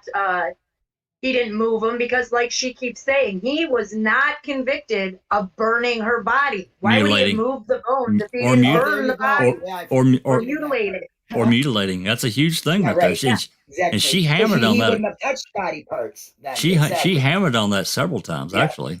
Duh. Yeah. Okay, well, I just smacked myself back into the reality. Well, that's okay. There's so many moving parts of this case. It's crazy. It's hard to keep up with all of it. It's nuts. I got that quote right here, Jack. It is undisputed that Halbach's body was mutilated after her death. The There you potential to inculpate another person from the mutilation of Halbach's body, for which Avery was acquitted, is strong. Yep, exactly. And there's an article in the paper that said that the state just did not prove it to the juror. Like that juror Dorn and Mueller went to Brendan's trial to get answers. Somebody who already convicted Avery went to get answers. And one of the things that she did state in that article was they did not prove Stephen Avery mutilated or burned her body. Well, here's something I want to get kind of bring up from the cop side of the house is before any of this even happens, when you're putting together a case and it's a murder case and you've got some form of the body, whether it's pieces, whether it's cremains, etc., you better have documentation via pictures, via video, everything of how they're found, how they're being collected by whom, and the whole bit. So if I had this case and I had put it together and I was going to bring it to the DA, there better be pictures galore of the bones in the pit, how they looked before anybody touched them, pictures of the complete collection process, and there's no such thing as too many pictures. Yep. So the fact that they were able to bring this case to a DA without any of that, have it actually go to trial, which that would never happen anywhere else because no DA in their right mind would have taken this under the circumstances, have it go to trial and get a conviction from it. I don't know why in the hell Buting and Strang never hammered the state on the fact of where the bones actually came from and how they could prove it. Because they couldn't. There was no way the state could have proven those bones came from the gravel or came from Stephen's pit merely by presenting a police report. That does not work. Especially being there all them days on the property and not seeing nothing, not having the cadaver dogs or anything go to that pit and all that other stuff. They looked at there. They did. Come on. So, I agree with you 100%. I think the same applies to the barrels, pictures galore, or you'd be laughed off and you'd be put back in the library, filing things if you we know that the dogs spent more time off David Salvage property than they did on it. Yeah, that's a fact. Yeah. Oh, that's right. They had bear protecting the pit, right? I forgot about that. Most ridiculous. That's one of their more ridiculous excuses that popped up. How they did ever pick this up? How the DA? Well, we know how because he's a crooked son of a bitch. But in a normal situation, you're right, Sap. They would never ever accept something like that. They then that goes back to what were the goals of the state. Yeah, that changes everything. If the goal is not the truth, that changes everything. Yeah, where they driving to? I think it was Stacy that said it's a state of law, not state, or it's the state or something. State of law, not state for justice, or something like that. It is. They're doing the law. I mean, So I hope that KZ's law kicks him right in the butt, because I think she did a really great job on this. I really do. She did also, and if you think about some more of this, even as it extends to Brendan, we haven't really talked too much about it, but she did mention at least twice that I can remember, maybe 3 times, that the computer basically was labeled as by Kratz. I think Susan talked about it a few minutes ago, as Brendan's computer, when in fact it was not. I mean, I'm sure that Brendan used it from time to time. I'm sure all the brothers did. And, you know, even the fact of, I would bet that these young teenage boys looked up porn on that computer. I have no doubt they probably did. But now that we're not talking about looking up some Playboy and Penthouse images, we're talking about serious, really pretty perverted stuff. Death porn. I mean, I'm a guy, cyber cop, you know, we got a lot of guys here. It's just something that everybody has their own little interest, I guess, of the rubbernecking, but it's kind of like a passing thing, like you pass a wreck, you know. God, look at that, and you move on. You're not going to run home and spend a lot of time looking at that stuff. Yeah, go ahead, Doc. Jack 61. The important thing here is the timing. Of the downloads. That's right. That's what we got to consider. Yes, look, people, for whatever reason, look at different types of pornographic material, but it's the consistency of the violent pornography and the timing of the downloads. That computer was active on the day Teresa Hallbart came to the salvage site, because they can actually track the times that material was being downloaded and accessed on that computer. Photographs show that computer was in Bobby Dassey's room, right? Because they did a video. You can clearly see it was in his room. That's right. Bobby Dassey said he was sleeping. He couldn't have been sleeping. And that begs the question, did he hear Teresa's phone call on the tape machine and he knew that she was coming back? Because isn't that rather amazing that he just happened to look out the window when she arrived? So it's all about timing, the timing of the pornographic download, the timing, the fact that he was up and he was watching her for minutes, because he described all her activities and he described better what she was wearing than Stephen Avery did. Yeah. Isn't that remarkable? It is. So it's incredible. And as I've always said, and we discussed, that is where the case goes 180 degrees. What Stephen said, what Bobby Dassey said. Are there similarities in their stories? Where do their stories diverge? That's the important thing, in my opinion. Well, FYI, I just want to let everybody know that Tracy says she's planning on doing a video tomorrow, either late afternoon or early evening. Excellent. It'd be good to hear her opinion and her thoughts from a more legal standpoint. I just want to kind of answer Michelle Vernon. She says, I want to know if KZ gets an in on with the bones, if that will help Brendan. Well, I just want to say that them bones belong more to Brendan than they do Stephen, because of him being charged with mutilation of the body. And convicted. And convicted of that. So, yes, the bones is a bigger issue for Brendan, and I wish his lawyers would jump on that, but who knows? Anyway, that's what I want to say. Michelle, you have to consider that if you read through Brendan's trial, as we're almost finished with it actually in our memorializing it, but if you read through the entire thing, it is a mini trial of Avery. There's no way around it. There's some added stuff. They talk about day 8 was a pretty lengthy discussion from the defense bringing in Dr. Robert Gordon and his talking about Brendan's mental deficiencies and his shortcomings and his social awkwardness. Other than that, and then of course, Kratz and Fallon tried to tear that down, but I don't think they were really successful in my opinion, but I think the jury bought whatever, especially, after Stephen was convicted and, they bring in, well, Brendan was there, he had to have helped or taken part with really nothing other than what was presented at Stephen's trial, which again, I just don't understand how they were legally able to do that, but I guess, They obviously they did, but I think that I think it will help him personally. They needed to go to a court of get reals. Okay, that's what they needed with that. Brendan's trial was absolutely. Oh my lord, I can't even. I have no words. How they got away with any of that stuff. It just makes me go, what the hell kind of world are we living in? You know, even beyond Brendan's trial, I talked about this. I'm in the process of. Once you move beyond the his conviction or his sentencing, I think was early August of 2007.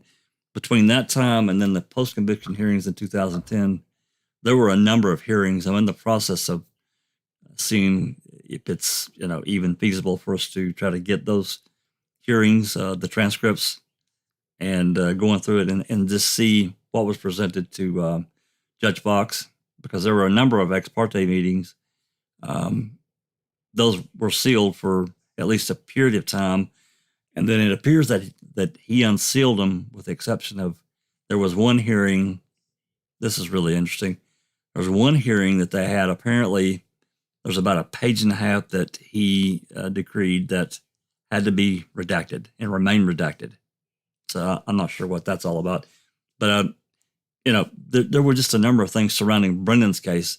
To me, the kid was screwed from the moment that they really targeted him in February. I mean, they had already interviewed him, but, middle and late February, that was it. It was over. They were going to get him because they had to destroy him because he was Avery's alibi.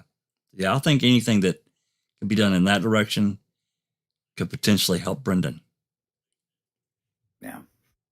What do you think, Tim Tedious? I noticed you're in here. Tore apart the last thing, so maybe you have something to say about this one. Yeah, I was going to say when Dr. Silkman was talking about the computer, that the timing is important. And one of the things that I noticed in the Court of Appeals denial was they said Zellner failed to demonstrate that Bobby was home alone, but they didn't acknowledge that Bobby himself testified that he was home alone on Halloween, and there was a whole bunch of other stuff. Zellner included reports of all the boys talking about their schedule. I mean, we all know they were in school. It's not like she needs to prove that, but she's including reports to demonstrate that Tom Johnson moved out prior to Halloween. Zellner included, more than enough to demonstrate that Bobby was home alone.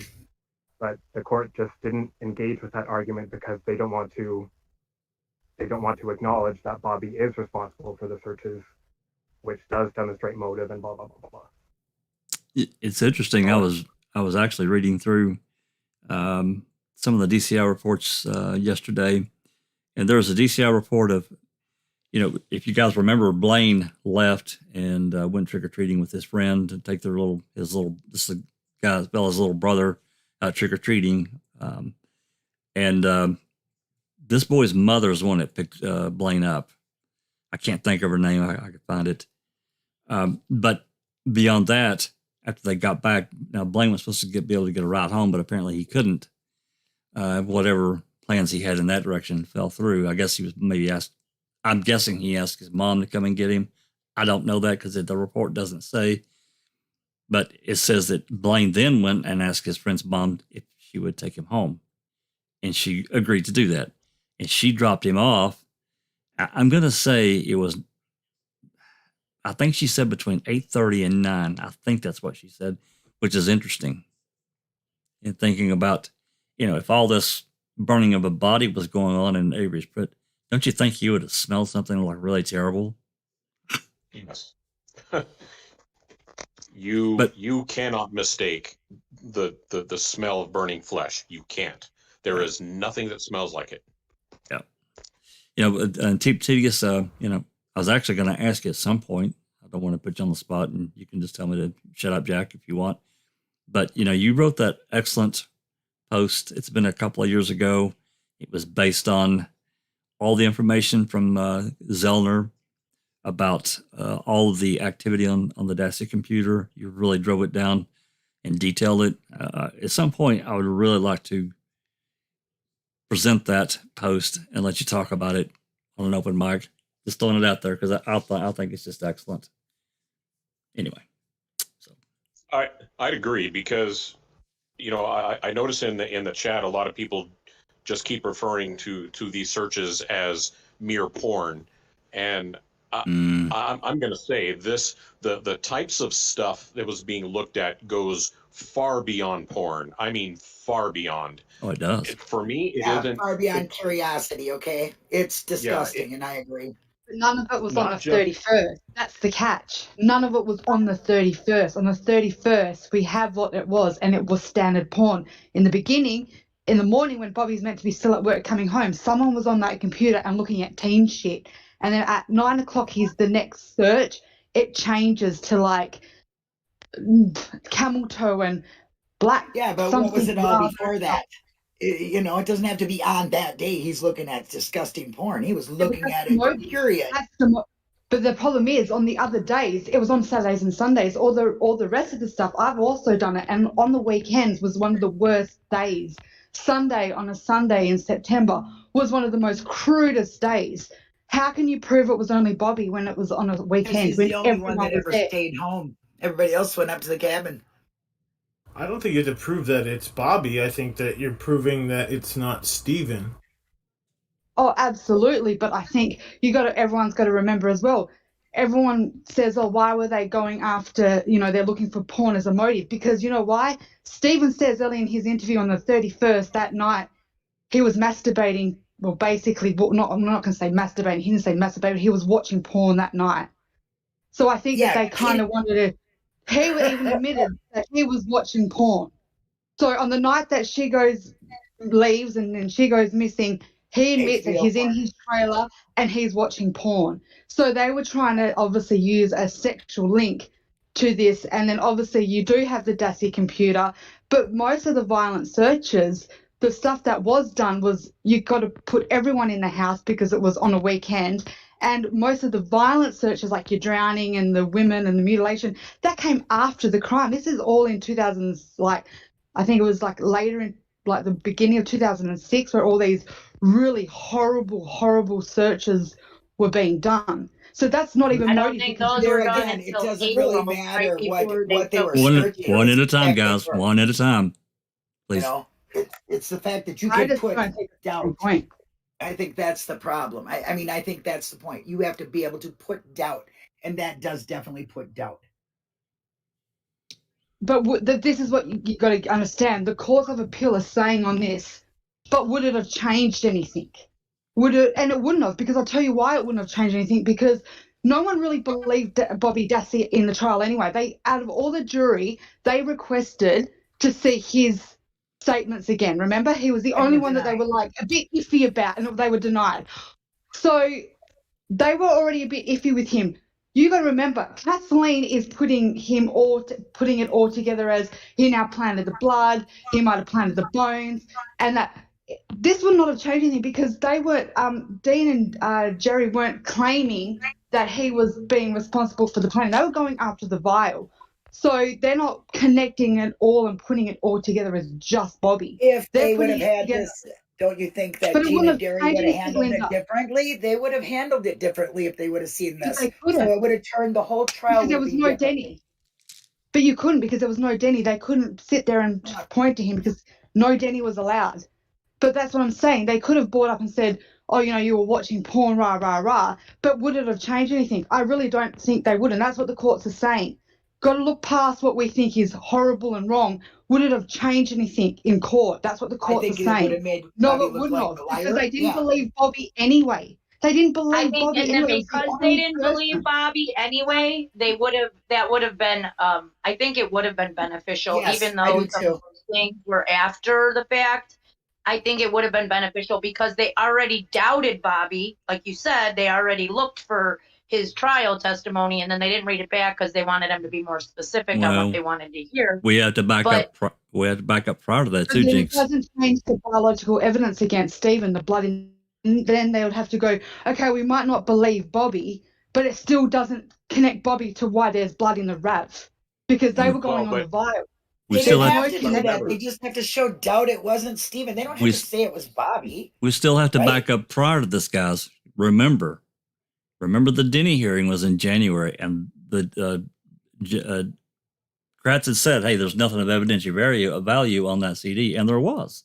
Even if we can say that, hey, this could have been done by Blaine or Brendan or any other person in that Anyone household. else in that household. It's true. They could have been. You're right, Cal. That's exactly right. However, to have that information to present to Willis as a, part of being a Denny suspect and say, hey, look at all this shit that's being looked up. It didn't necessarily have to point directly at Bobby, but he was certainly in that household. So they were deprived of that. Kratz says, hey, there's nothing on that CD. There's nothing on that computer. Yeah. But there was. There would have been able to present a Denny if they would have seen that and presented it to the judge. No. So I think it would have changed it a lot. Well, whether, we don't know if Willis would have said, hey, that is weird. Maybe we should look at it. But they weren't given that opportunity. Tim Tedious? That's right. Give us your rundown there. Yeah, one thing I wanted to say is I know there's been a lot of confusion. Sorry, Cal mentioned searches on September 18th, and there was a lot of confusion about that because Zellner's argument is that Bobby was home alone during the weekdays, and that's when some disturbing searches were conducted, such as knife through skin, some for drowned girls, groaning girls, or girls in pain, stuff like that. But the September searches, I believe, were included by Zellner because she was going to argue that they started right after Bobby would have got off work around 6 a.m. And then they picked up again right before Bobby would have went to work around 10 p.m. because he testified that he started work at 10 p.m. and then got off at 6 a.m. So I think that she was going to show a correlation between his schedule and those weekend searches. And she was hoping to connect them to the weekday searches by arguing that they were so similar to when Bobby was home alone that he couldn't be excluded from the searches that were conducted when others were there. Right. So yeah, I just wanted to say, because there was a lot of confusion about those September searches that were disturbing, including rape girls and rape little girls and incest, 11-year-old sex, that kind of pedophilic stuff. Absolutely. Yeah. And we also had another individual still living in that house at that stage, which was, I'm not going to say because I don't know. Yeah, there was also another person living there. So you got to add the factor that there's other people now that's introduced to these searches as well. I just wanted to say that. I just think it's hard to, I just think that the Bobby did it on the porn stuff. Yes, of course he was looking at porn that day. We know that we know that. It's not even a doubt in my mind. I just don't think it is a very strong. It's not her strongest point in it because I think that the courts will basically say what they've been saying to her. Kids look at porn. It doesn't mean that there's no forensic evidence of Bobby. If that's your strongest point, that Bobby looked at porn compared to Stephen Avery's blood in the RAV and the key found in his trailer and item FL in his garage, honestly, go away. That's basically what the Court of Appeals is saying. You haven't presented anything but circumstantial at best, that you're trying to raise doubt, but it's not backed by anything of a forensic evidence but what your experts are claiming or what you're claiming.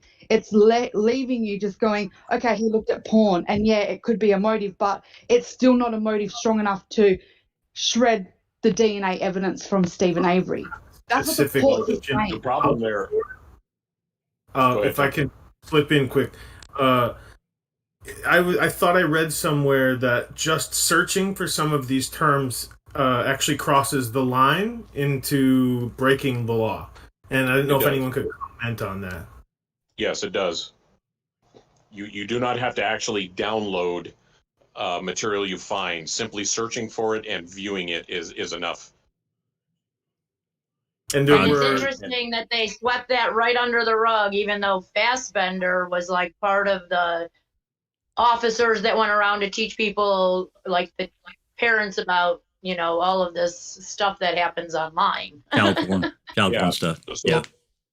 So the problem with your argument, Kel, about what the COA is saying is They're taking it piece by piece. But here's the problem. If FL is removed as evidentiary value because it's proven that the cops planted it, that's gone. If the blood is proven to have been planted, that's gone. So once you remove all the stuff that's planted, all the stuff referring to Bobby, that's what you're left with. And that can't be disputed by the state. And, you know, I'll say it again, the stuff being looked at is not just simple porn. It isn't just somebody looking up rotten.com, because it was looked at a lot. And it was looked at with great frequency. It was looked at for long periods of time, and it was the same type of searches. So to make an argument that you get 3 kids together and they're all going to look at the same exact stuff is a stretch. And also, I think you'd be able to prove quite easily nailing down who was home when. Because as I recall, there was only a small portion of the searches that could have been done when multiple people were home. I thought I remembered that the vast majority of the searches were only when Bobby would have been home. Now I could be wrong on that, but I think that's why we really need to get. I mean, if Tim Tedious would agree to do it, to get him to present what he found in his detailed post that he made, because I thought it really drove down really well everything. And one last thing before I think Tim Tedious has got something to say, and somebody please correct me if I'm wrong, but I'm almost positive that a good portion of that belly CD was sealed. No one can get it. It's sealed because it's so bad. Tim Tedious? Yeah, that's what I was going to say, just about some photos that Zellner included with the timestamp that we can tell were accessed when, you know, at least Bobby, by his own admission on the stand under oath, said that he would have been home alone. And they're images of the one image that I can't just get out of my head is the one of a woman restrained with something around her neck. It looks like she's clearly bleeding and either screaming or crying or pleading. So this is, even just looking up one image like that is odd to have the curiosity, but when it's repeated is worse. And although we don't have access to all the searches, Zellner says that there was thousands and thousands of such photos, and the state has never disputed her assertion on that. So we don't know everything about the computer. It would be interesting to get a hearing to, you know, litigate these claims and develop them. But, and I think that's kind of the point, is that Zellner doesn't need to prove anything at this stage. He just needs to make allegations that, if were proven true at a hearing, would warrant relief. And if everything that she said was true, then he should at least get a new trial. So if that's the case, then she should get a chance to prove her claims at a hearing. It just doesn't seem like too much to ask for. So it's confusing when I hear people say, let's not go for a hearing, because that's when stuff would really come out during cross-examination, examination of Zellner's experts, which she, by the way, seems to welcome. She said, you can vigorously cross-examine my experts and they will stand up to that. So right. I think if we want to know the truth anyway, about if anyone believes that Zellner has raised doubt, and I do, to get at the truth, we need a hearing. I don't know if that's going to happen, but that's my kind of opinion on how we would get to the truth. Isn't there also... Forget this, no. Oh, go ahead. I was just going to say, just briefly, isn't there also evidence that after, and actually they haven't given that to her, that the state did a second examination of the hard drive, and she still has not gotten the results of that. Is that correct, Tim Tedious? Yeah, and that's where they discovered the folders titled Teresa Halbach and DNA. Yeah. And Zellner asked them nicely via email, and Fallon said no. And then she filed the motion to compel, and the circuit court didn't address it. And then she raised that issue to the Court of Appeals, and the Court of Appeals didn't address it. And it wasn't really raised in her petition, but the first section of her petition kind of covers all issues. The failure to order an evidentiary hearing kind of encompasses everything. So in a perfect world, Supreme Court orders an evidentiary hearing, Zellner gets to question people about those folders on the computer. Right. That's what I was about to say. I'm more interested in Zellner getting somebody like Bobby on the stand because I'll just put it flatly, he's a dumbass, and he's got no control over his mouth. So going up against somebody like KZ is going to be destructive. Same thing with somebody like Colburn. If she was able to get Colburn on the stand or a Kratz on the stand, it all falls apart. So that's all I think it would take, is getting somebody like Bobby on the stand, getting KZ questioning him, and I guarantee we'll get every answer about that computer, because Bobby will screw up and say it. Well, it's another interesting thing. Then we've talked about this.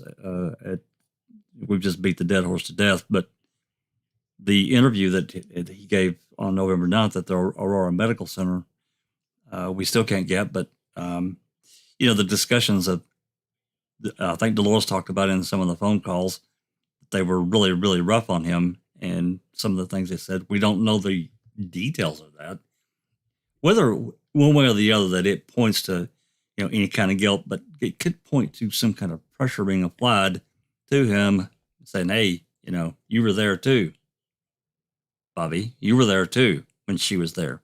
So how does that look to you? We know how it looks to us. So it kind of would, without even them saying the words, it's going to be you or it's going to be him. What are we going to do here? I don't know. Would they have even known anything about? I don't know how much, if they did access the computer when they had the Avery salvage yard locked down for 8 days. I don't know if they looked at the computer or not, but if they did, and I saw what was on it, even if they didn't really do any kind of forensic thing, I don't think it would have been very difficult for anyone half familiar with a computer to have seen it. But nonetheless, even for them to say, hey, you were there at the same time she was there, why couldn't this be you? And applied the pressure that way.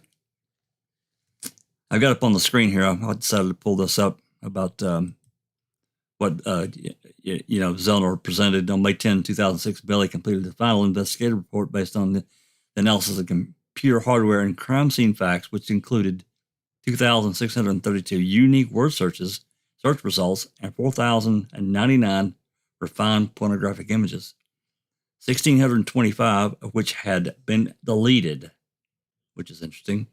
Bailey's report was 2,449 pages and was downloaded to a CD, the Bailey CD. The CD was kept in the exclusive possession of Fassbender. To me, that says a lot. I think it should have been turned over. People have argued, why?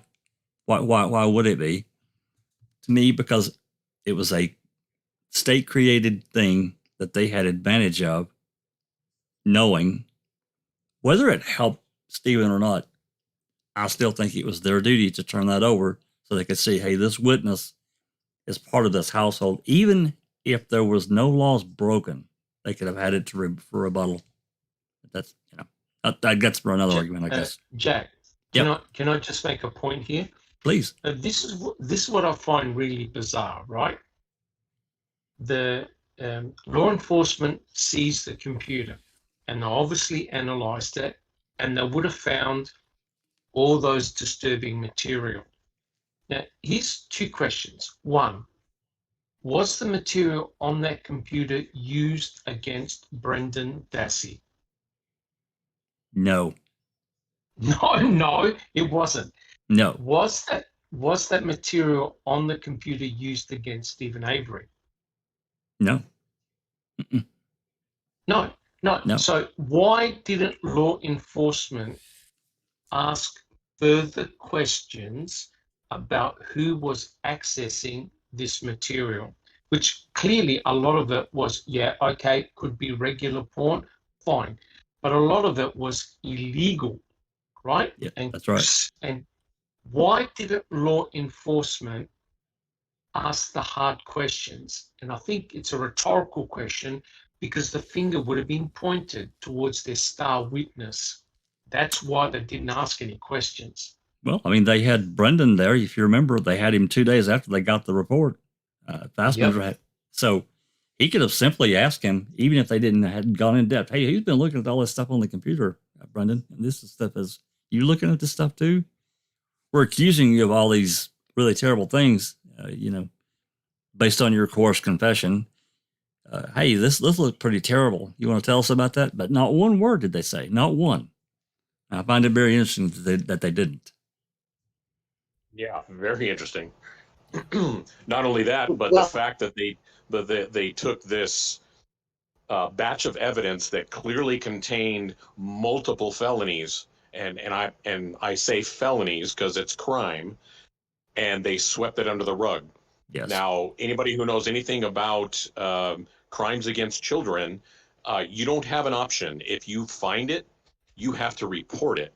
Whether whether it's something you see on a computer or whether it's something you see in person, it's a you shall report. So they have all of this stuff on this computer that amounts to, like I said, multiple felonies, and they haven't done a thing about it. Swept it right under the rug. And they were over at Steve's house combing through his porn.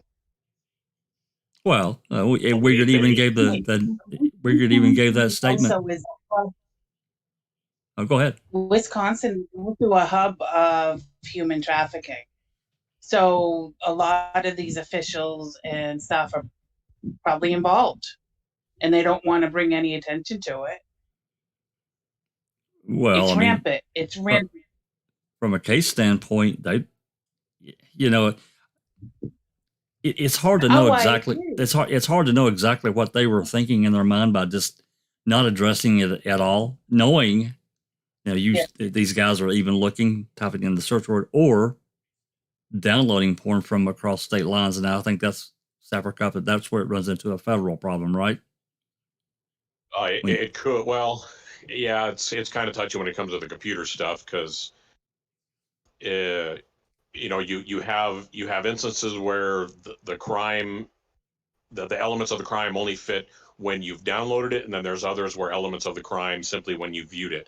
So potentially, if you've accessed your computer in one state and you're accessing a server in another state that actually contains the material, then that could potentially, be viewed from a federal standpoint. I understand. Yeah. J-Jax, can I ask the panel or just one question? And it's just a yes or no question. Please. Yes or no, everyone, but I just want to ask straight up. Do you think that there was a corruption in the jury? Do you think that there was something very wrong with the jury? Absolutely. Yeah. Yes. Yes. Everyone? Staff. Okay, then. Yeah. Okay, so we all agree that there was something wrong with the jury. So my point, what I'm just going to put out there is, do you really think no matter what was said, whatever was presented, do you think it was ever going to change, or do you think the outcome was always going to be Stephen Avery was guilty? Whether Bobby Dassey was proved being on porn, whether the vial became an issue, do you honestly believe the jury would have swayed any other way if you believe that there was a corruption in that from the beginning? If other evidence would have been supported, I think it's possible that they couldn't have said no. Yeah, I do.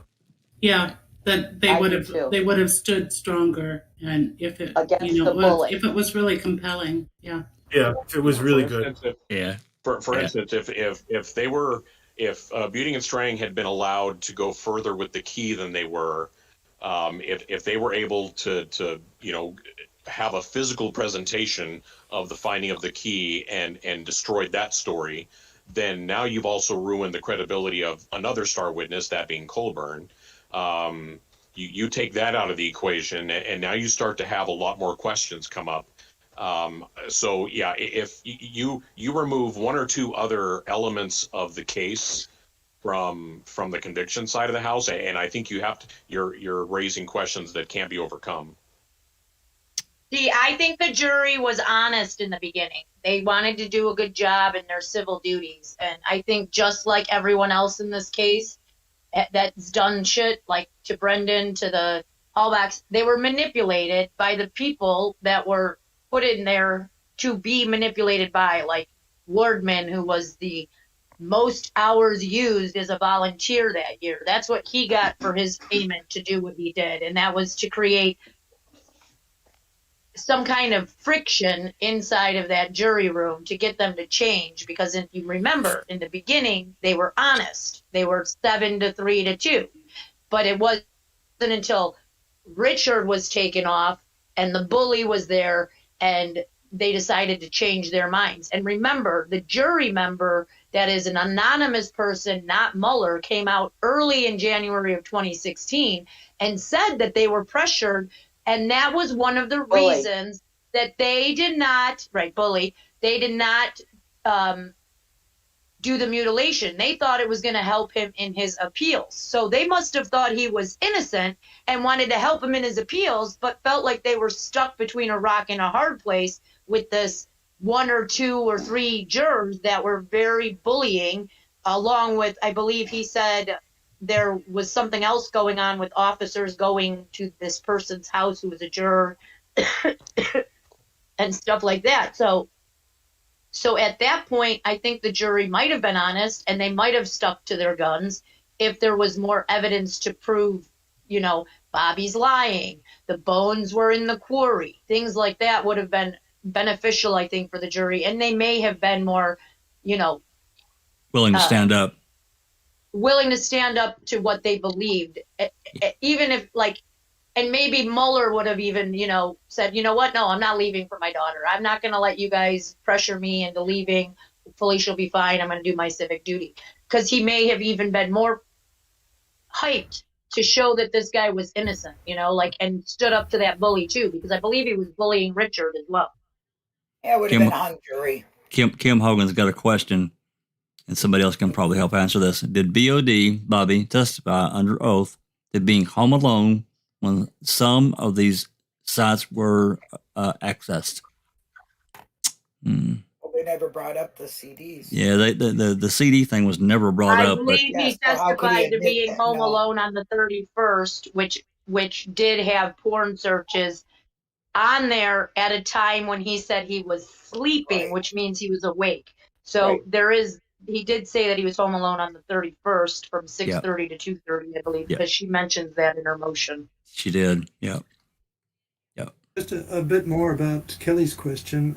I believe Rick Mahler's exit was managed, and if that's the case, that says they were prepared to do anything. Well, that whole thing with Richard Mueller was, it was as odd as the Zipper event to me. It was. Yeah. You agree, Sapper? Yep. You know, that's without going into too much detail. But the whole thing was just how it was handled, and then the decisions that were made to get him out of there. The sheriff was involved in this phone call, which again I thought was out of bounds because that should have been handled by the jury bailiffs, as I understand Wisconsin case procedure when a jury is sequestered for. I always wish Stephen would have picked a different thing and not go on. Just get, a new trial, or he should have did that. They maybe would have got it better. Maybe got some time. Richard didn't leave. Richard was removed, and they framed as he left. Right. Yeah, the whole thing. The whole thing just felt bad. Well, then we know that the sheriff was involved, and when the jury asked for, if they could have adult drinks, instead of someone calling the jury bailiffs and saying, "Yeah, you guys can have some drinks with your dinner," the sheriff went down and delivered the message for them, and that, which I just, I just think that was just out of bounds. But we're getting a little off track here. Anyway, do you think he had a drink with them? Yeah. All in all, good points today, KZ. I like what she did. Oh, I'm impressed with it. So, Doc, I like it very much. Go ahead, Doc. Jack, I found the passage in the original trial document about Bobby Dassey, and can I read it out? A couple of lines. Please do. Okay. So this on October the 31st, I'll quote, "On October 31st of 2005, could you tell the jury if you were home during the daytime hours? Answer, yes, I was. Question, and how late or how long were you home until? Answer, I was home until 2:30 that day. Question, what were you doing before 2:30? Answer, I was sleeping. Question, when you say 2:30, are you talking about the afternoon or morning? Answer, in the afternoon. Here's the relevant bit. To your knowledge, Bobby, was anyone else at home with you? Answer, no. That says it right there and we know the Right computer there. was Boom. we know the computer was accessed prior to 2:30 p.m. when he says he got up. Yep, correct. So again, I think that's why I was asking Tim Tedious, to present his topic that he wrote a couple years ago, which I think will help everyone understand the depth of what Zellner. I mean, without us having access to all the images, we have access to some, but it will help them understand the depth of what they found on that CD. Well, I want to say everybody has very valid arguments. Both Kel, Obi-Wan Kenobi, their points are very well taken, because a competent attorney is going to use that exact reasoning to tear apart the theory. But it gives power to KZ, because when you understand that it's very likely Bobby that was doing all those searches, you can use that to impeach him, let him impeach himself, or possibly have others help impeach him. So even though you may not be able to put Blaine on the stand or somebody else on the stand and have them nail down their timeline every single day that those searches are made, you could simply put Bobby on the stand and let him destroy himself. But no, that very, very good points. Yeah, I mean, everybody has their own opinion, and they're entitled to it. And I think she made a strong argument. Her arguments are straight to the point of everything that she knows. Getting it in front of the right people, I guess, to make a decision on whether she's allowed to move forward with an evidentiary hearing to answer these questions and be done with it, one way or the other. If the state's case is that strong and they can answer all the questions, so be it. I don't think they can. I don't think that. Let me put it this way, and this is the best way I put it to multiple guilters. I want everything on the table for it to be examined by people that are qualified to examine it. Not necessarily me or any of us. I'm talking about people that are qualified, more into the sapper cop's career. People that are honest. When I say examine, I mean examine for the truth, not to get a conviction, not to get him released. The truth. How does that stack up overall in deciding if Stephen and Brendan actually did this? Personally, from what I've seen, they crafted a story around what they had. They pushed down or didn't allow or didn't come up in any part of the trial of the things that really look really terrible, that you can't explain it without going deeper into why were all these bones found in the quarry. They didn't put Stephen in the quarry at all. They said everything happened right there on the Avery salvage yard. So it brings up other questions, which also brings up the fact, what were they driving for? A conviction? Go ahead, Doc.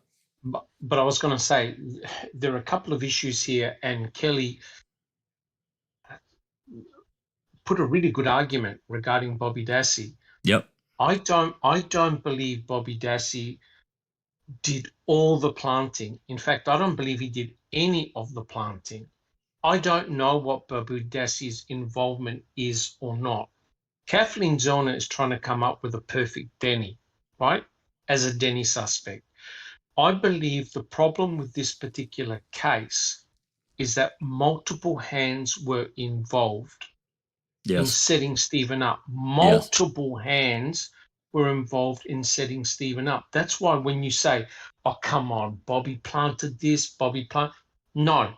I believe law enforcement, or the planters were likely from law enforcement. They had a hand. I see this as two separate events. The murder itself and the planting and pointing to Stephen. They're two separate events. And Culhane had control. Separate events. Culhane had control of all of the evidence. You have one person that does all the swabbing. Everything's done in situ in the lab. You don't know what goes in and what comes out. She tells you what the results are. You accept them, right? And the factor is you don't have the coroner on site overlooking at everything with her team of experts, which means that you've got a shit show from day one. That's right. Right? And now you've got the state backtracking and giving all these pathetic arguments of why Kathleen Zellner can't be given a hearing, right? And remember, we heard all the arguments in the trial. Oh, well, the coroner wasn't there because of a perceived conflict of interest. Yet, look at Colburn, look at Lenk, look at Remaker, right. Look at all the other MTSO officers, and suddenly they're the ones that are finding all this incriminating evidence. And it's just like I said, it's the timing of events. Don't forget Cuss Road. Cuss Road is a black hole. You know nothing about Cuss Road. Except it looks like a crime scene. Yeah, except of course, what happens on the 8th? All the cremains are found. A lot of the forensic evidence is found. It's like the boys found something at Cuss Road. I don't know what it was. Whether it was some type of personal item that pointed to Teresa Horvath, or it could have been a body part. You never know. But everything went down on the 8th, right? So it's amazing. You have Cuss Road. No one talks about Cuss Road, and then boom, everything precipitates out on the 8th and onwards. The timing is impeccable. It is. I agree. Yeah, that's been. I have kind of the same argument as you, Doc. I'll never be able to wrap my head around a member of law enforcement actually killing Teresa. So to me, it is multiple events. To the point where I don't even think law enforcement was involved in the destruction of her body, because if they had had access to her actual body prior to destruction, you would have found much, much better DNA all over, Steve's Correct. property, whether it's trailer or whatnot. So, it'd been a bloodbath. 100% correct. 100% correct. Yeah. And that's the clue. Whoever did the planting only could use what they had. They didn't have Teresa Horvath's DNA. So you can't, and what's interesting is that you don't find Teresa Horvath's DNA on the key. Like, this is a personal item that belongs to her. Yeah. On the hood latch, you don't find anybody else's DNA. In the RAV4, you don't find a mixture of bloods. Because you know what the problem is? The problem is the police or whoever didn't know whose blood was who, correct? That's right. Until it was tested. So they couldn't do any shenanigans, because if you're planting, you plant Stephen's blood in one location, you don't know whose blood is at the back. Could it be Stephen's? Could it be Brendan? Could it be anybody else? You don't know. Once you've got the DNA results, then you can manipulate it in any way you want, right? Because remember, DNA just gives you the result. You've then got to come up with a logical story to explain it. And if you look at what the state did, anything that harmed their case, they ignored. Look at A23. Look at the flashcard. They completely ignored it. They said that Stephen Avery was actively bleeding. That's their case. Yet somebody else was actively bleeding and left their blood on the back door of the RAV4. That piece of evidence went nowhere. There was blood found in the quarry. In the quarry. CX. No one did anything about CX. They didn't even run it through a database. And it goes to show the investigation, the bias in the cases. It's terrible. Yeah. And tedious? Yeah, just to add on to that, the one thing that I remember, I think it was like, I'm going to butcher this, but Houdania or Hubdania from Reddit. Does that sound familiar? Abundia. Okay. So they shared a DNA report about an unidentified hair that was found in a bloodstain in the back of the RAV. Okay. I don't think I've seen that. It had 2 bloodstains, one which came back for human blood and one which did not. which, although she doesn't explicitly say this is animal blood, seems to indicate that it's a blood stain that didn't test positive for human DNA. It must be animal blood, which could be connected to Bobby's deer and Bobby's deer in the garage. A deer in the garage. Yeah, with all the blood that they never tested. Did they identify what type of? Did you say it was human hair or? No, I don't think. I'm pretty sure that she shared it, or whoever he or she shared that report, because it did not end up being tested, from my memory. Interesting. Just remember though that Teresa had a cat, so that could have been a cat hair as well, and just transfer from her home, putting stuff in the back. Like, it doesn't necessarily mean it's a deer either. It could be something innocent, like a family pet. But how would you explain the animal blood? That was more my concern, is that the animal Could it blood be watered down blood? Is it possible that the water was diluted, or the blood was diluted, and that's why it didn't test positive? I mean, are we making a leap there to say it's animal? No, you would still get human. You'd still be able to determine something's human, even if it's watered down. There are markers, right? There are markers, I think, for human blood. Doc, is yeah, that right? water isn't gonna change the DNA. Yeah. Thanks. Yeah, there are preliminary tests that you can do too that will tell if it's human or animal. That doesn't depend on developing a DNA profile. Right. So that one blood stain, I'm pretty sure it was just one, or one that I saw. I know there's multiple DNA reports, but that one blood stain came back positive for blood, but negative for human blood. Interesting. And that got me thinking about maybe that's why they first ignored the blood in Bobby's garage, but also said that they didn't see any blood on November 5th. Well, Kratz said they did, and then backtracked and said they did not. And I think part of that shift might have been motivated by trying to offer an explanation for why they didn't look in the RAV and say, okay, there's blood in here. Where else do we see blood on the Avery property? We see blood in Bobby's garage and in Stephen's trailer. Like, minuscule amounts in Stephen's trailer, but there was blood in Stephen's trailer, his own. Right. And they tested Stephen's blood in his trailer, but just ignored the animal blood. That is which could interesting. it could indicate that maybe they tested it and didn't want the results to be known, or that they just didn't even want to bother knowing what the results would be. But I thought that was interesting. If there's animal blood in the back of the RAV, that would, I imagine, strongly connect Bobby to some part of the crime. It's very possible.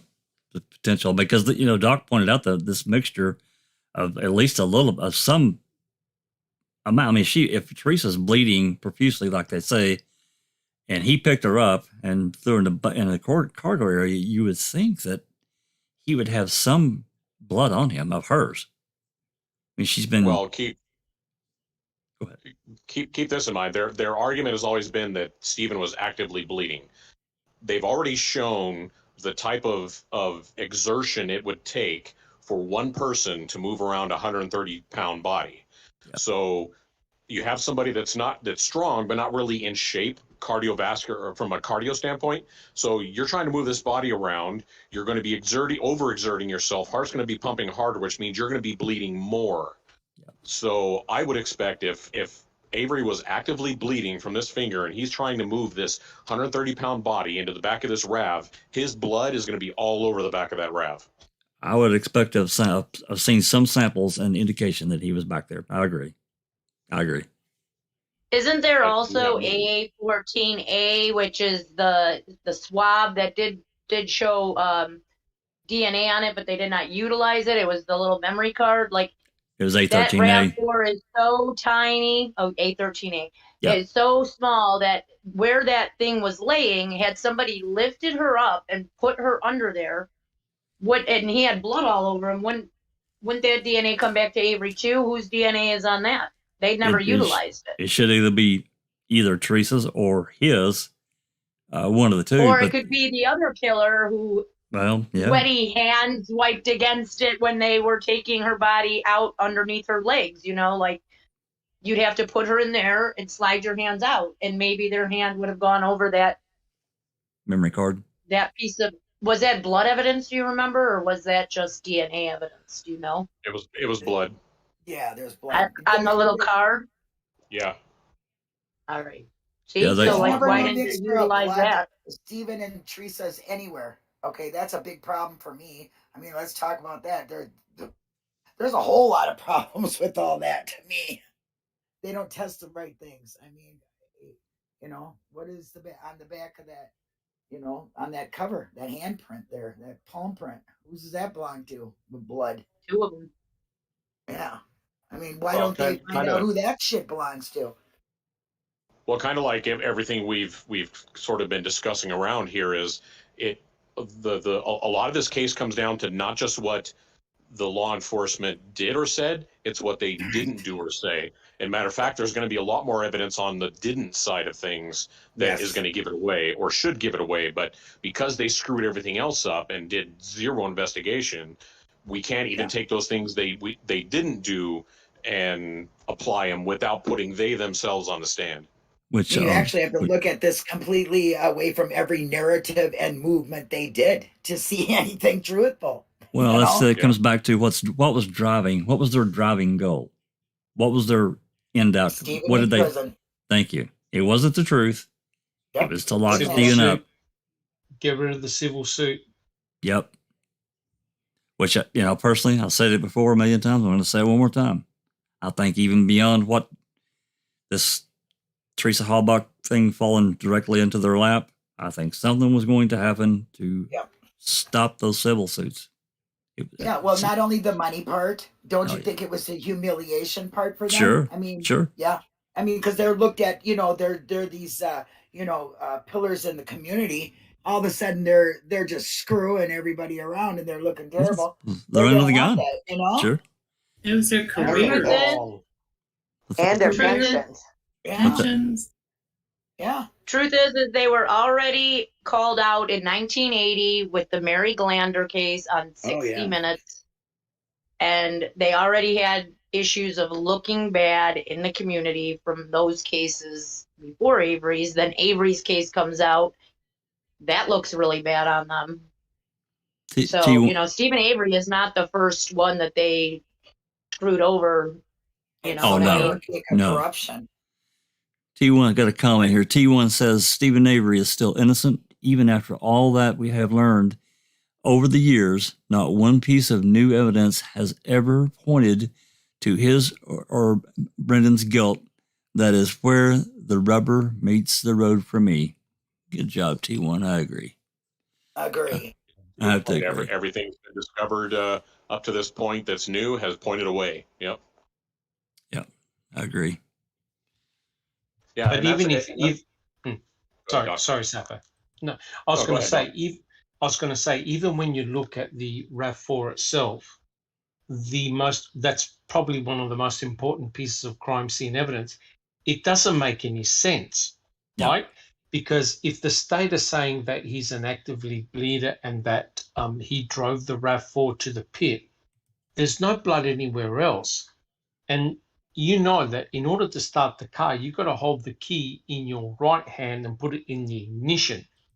The mere fact that whoever planted that blood placed it near the ignition switch meant that Stephen was actively bleeding, correct? He had to have been actively bleeding if he had left blood near the ignition. That begs the question, why isn't there any blood on the gear shift, the brake, the steering wheel, and also on the key and the key fob that's made of material that will soak in blood? That's right. Right? That's a dead giveaway. It's a dead giveaway. You know that something is not right. It's completely, the whole crime scene is constructed. That's the issue. It's constructed. Yep, I agree. Amen.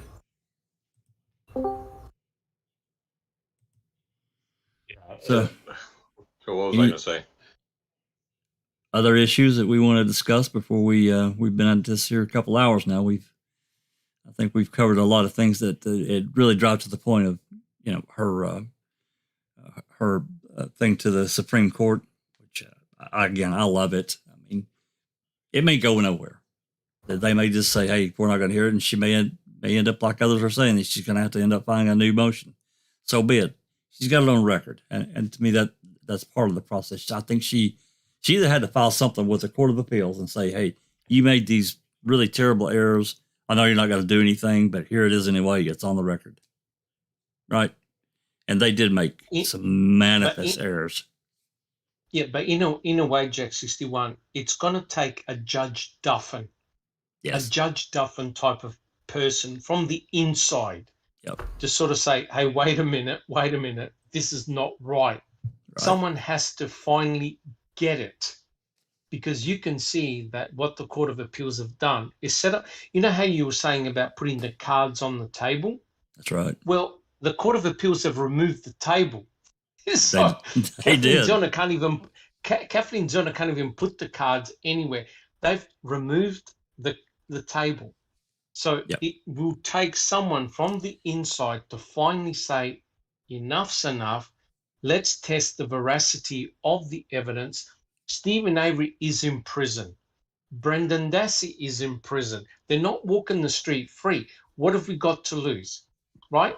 By them obfuscating, they're making themselves look bad, worse and bad on a daily basis. The heat is on them all the time.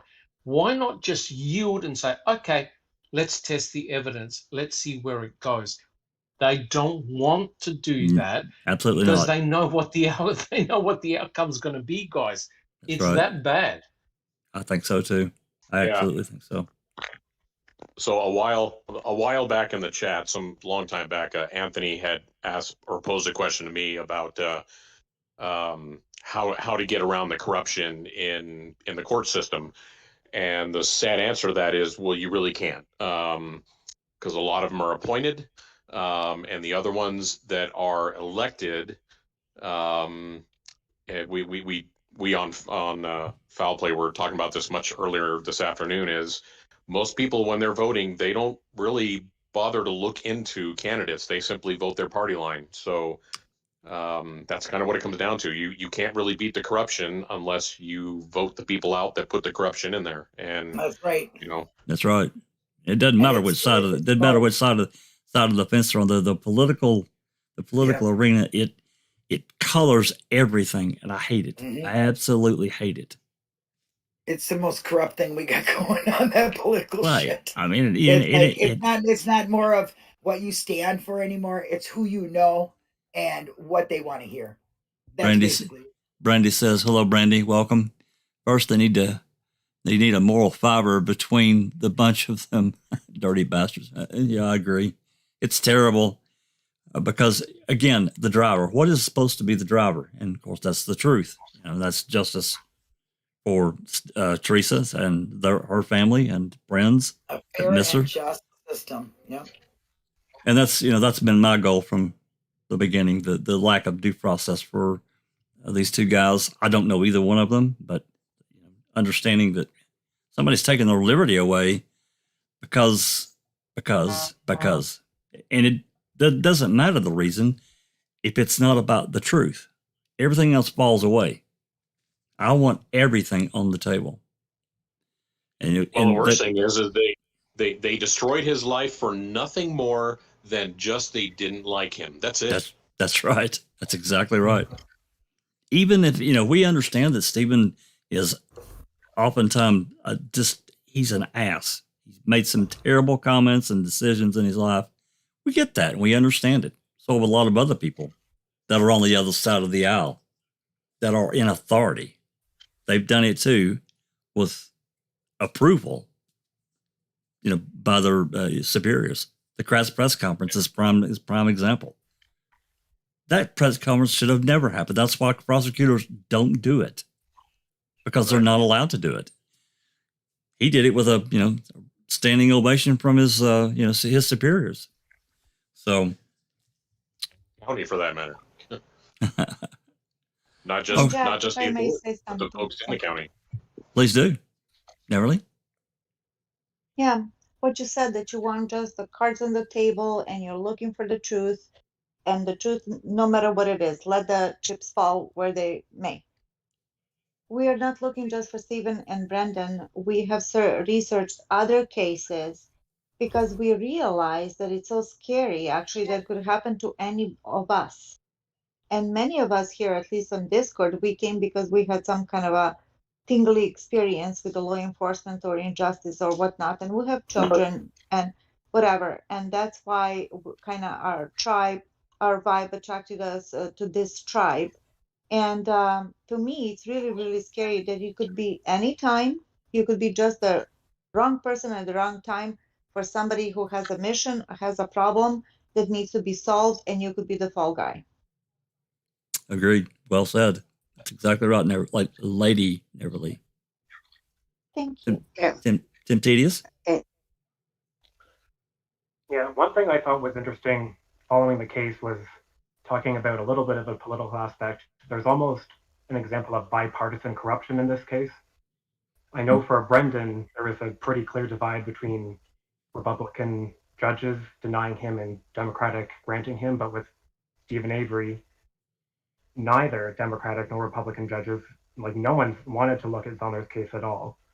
And more often than not, in this case, there have been Democratic attorney generals and governors presiding over the states. Not that I expect a governor to grant a pardon, but certainly attorney generals could do something.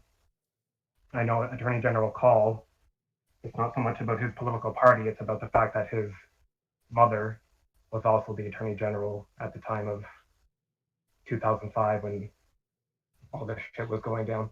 It's just a tangled web when you come to the politics, and it's an interesting aspect of the case. It's terrible, but you're exactly right, and it doesn't. I mean, overall, it doesn't really seem to matter. They're protecting this conviction because of the other ramifications that, if it let's just say the depositions continued on and Stephen won. Now, would that have opened some floodgates? I think it probably would have with other cases. I don't know that for a fact, but that particular thing, I mean, those of us that have read at least a good portion of the depositions, they were going terrible for the state. Terrible. They were not good, and they did not want that in the public eye. They didn't. No, because what happens? So it would normally be an organization like the FBI that would come in to investigate, rotten law enforcement in a state. So if this went drastically wrong, and they determined that the not only the law enforcement agencies but elements of the state government agencies conspired to frame this person, and it was the same players from 85 that were involved in this case, you get one enterprising young FBI agent who's out for his bars, comes in and starts looking at other stuff, like, say, for instance, the Hochstetler case that, golly gee, just happens to have the same exact players as was in the Avery case. You know damn well the Hermans don't want anybody looking at the Hochstetler case. No. So I mean that's kind of an example of how it can go drastically wrong if KZ is able to make headway in this case. And that's why I say no court in this state is going to allow this case to go anywhere, because if it does, there could be doors opened that they don't want opened. I agree. You? Absolutely. And in effect, it's an examination of themselves. That's what they fear, right? Once you open up Pandora's box, you don't know what's going to come out. And so there's this, you could see it. You could see there's a force from the state that is preventing Zellner and blocking Zellner at every opportunity. Every turn. I think the answer is pretty obvious. They don't want a reinvestigation of any of the past cases. I mean, the Penny Bernstein one was bad enough. Could you imagine all the others? It'll be horrendous. Oh my. Well, yeah. Imagine a scenario where you've just proven one guy had been wrongly convicted twice by the same agency in the same group of players. That's unheard of, unprecedented. It is.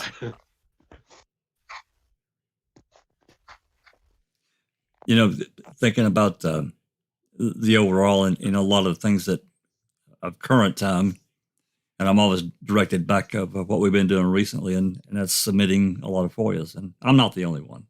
I have submitted several. And I found some interesting things within that, knowing that there are, I'm not going to throw out a number, but of things that have been requested through FOIA, there are probably, let's just say 10 items. That's probably close, of things that they absolutely, every excuse under the sun, they don't want to let go. And I'll give you a prime example of how silly some of this gets.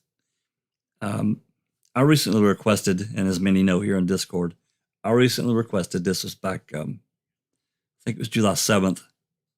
There's a CD with calls of Jody Stokowski to Stephen Avery, jail calls. There are, I can't remember exactly how many calls are on that CD, but there's probably 40, maybe 50, something, somewhere in that neighborhood.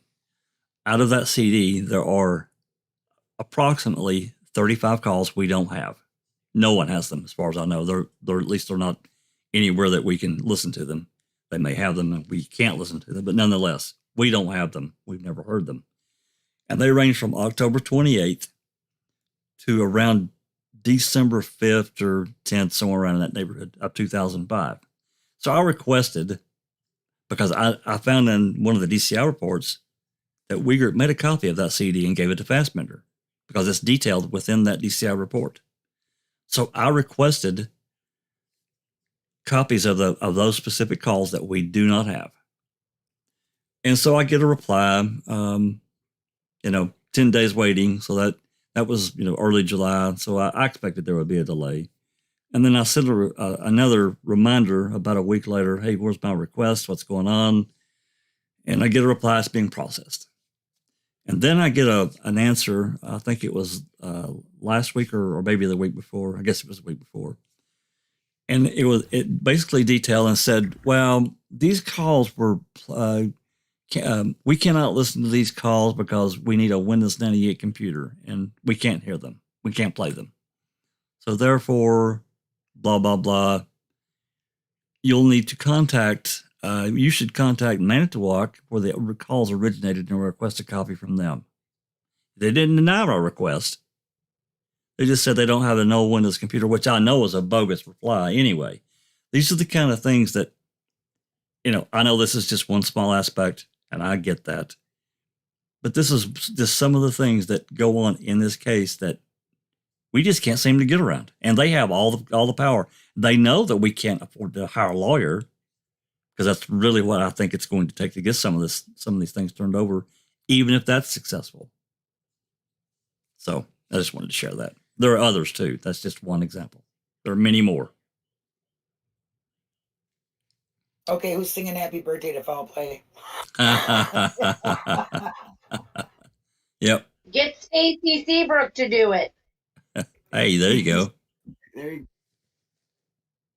Haven't seen Is he Stacey. still here? I haven't seen him come up on the chat. Yeah, I haven't seen him in the chat, but I haven't been looking. He at was the here chat. earlier.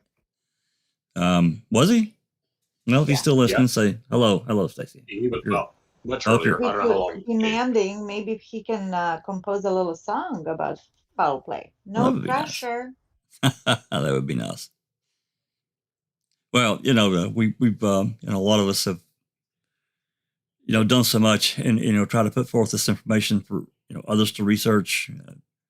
Zoe has done just a stupendous job of creating this library of documents and it's constantly expanding, and she's actually trying to look at another way where we can, of all the, the photos that, Henberry and Seeking Truth and Rookie and so many others have gotten, and get a singular place where it's easy for people that want to look into the case and do their own research. They've done a really good job of doing that, or she's done a really good job of putting that together. It is by far the largest document repository that we have so far. Now, if we can just get the photos added, and then maybe some of the other things that we can get added as well. But she's done a really great job in the last couple of years and keeping, just moving forward. Talking about FOIAs, because it's really irritating to me right now. I'm sorry. I got a reply, and you guys know that I sent a request to Calumet County back in the 1st of July. I sent it the same day that I sent it to. I sent it to Manitowoc. I sent the same day to Calumet. Same request. I want all FOIAs and replies at a certain date range, and basically the past 6.5 years. After some communication and so forth with Calumet, they were actually first going to charge me for 855 pages or whatever. And it turned out to be over 1,000, but nonetheless, I told them I wanted a digital copy. I don't want papers. I don't want a book. I want it digital. I don't care how, thumb drive, CD, doesn't matter. I get a link to a digital folder at Calumet, 2 large PDF files for free. They didn't charge me, which, they can waive the fee if they want, which gave me, well over 1,000 pages of FOIAs and replies since January 1st, 2016. I sent the same request to Manitowoc County. I ended up with their records custodian telling me that it's going to take they're not indexed, so they don't really know where all their FOIAs are at, basically, for this particular case. So they're going to charge me for 100 hours of searching at a cost of $4,719, plus another $250 to make copies. Really? So you're going to charge me $5,000 basically for your FOIAs, whereas Calumet says, hey, here you go. What the hell's going on here? I'm not asking for anything secret. I'm not asking for anything that shouldn't be allowed. Just because they didn't, he didn't, he's saying that he didn't file these properly. Well, that's really his job, isn't it? As a records custodian, I would think. So anyway, I thought that's another interesting story about for you. Sorry, I got distracted from our task here. I still think that it's a very, very fishy, not interesting, but fishy, that how many times have people requested a Bobby Dassey interview and they said, oh, it's sealed. Well, Everybody, that means that it was sealed by the court, not sealed by the evidence tape, which it turns out that it was just sealed by the evidence tape, not by the court. So just to add to your story, I will tell you, Neverly, while you were talking there, that as the best I can recall so far, I didn't write down every time, but I'm going to say it's around 9 or 10 times that audio file has been requested and denied. Yeah, that's going to take a lawyer. I think so. And how many other people from other platforms and just individually have requested the same thing, because that's what we don't have. Well, that goes. How did John Rex listen to it then? Didn't he listen to it to write his book? Didn't he basically transcribe it? No, he was denied. I've got his for you, Kel. I think that.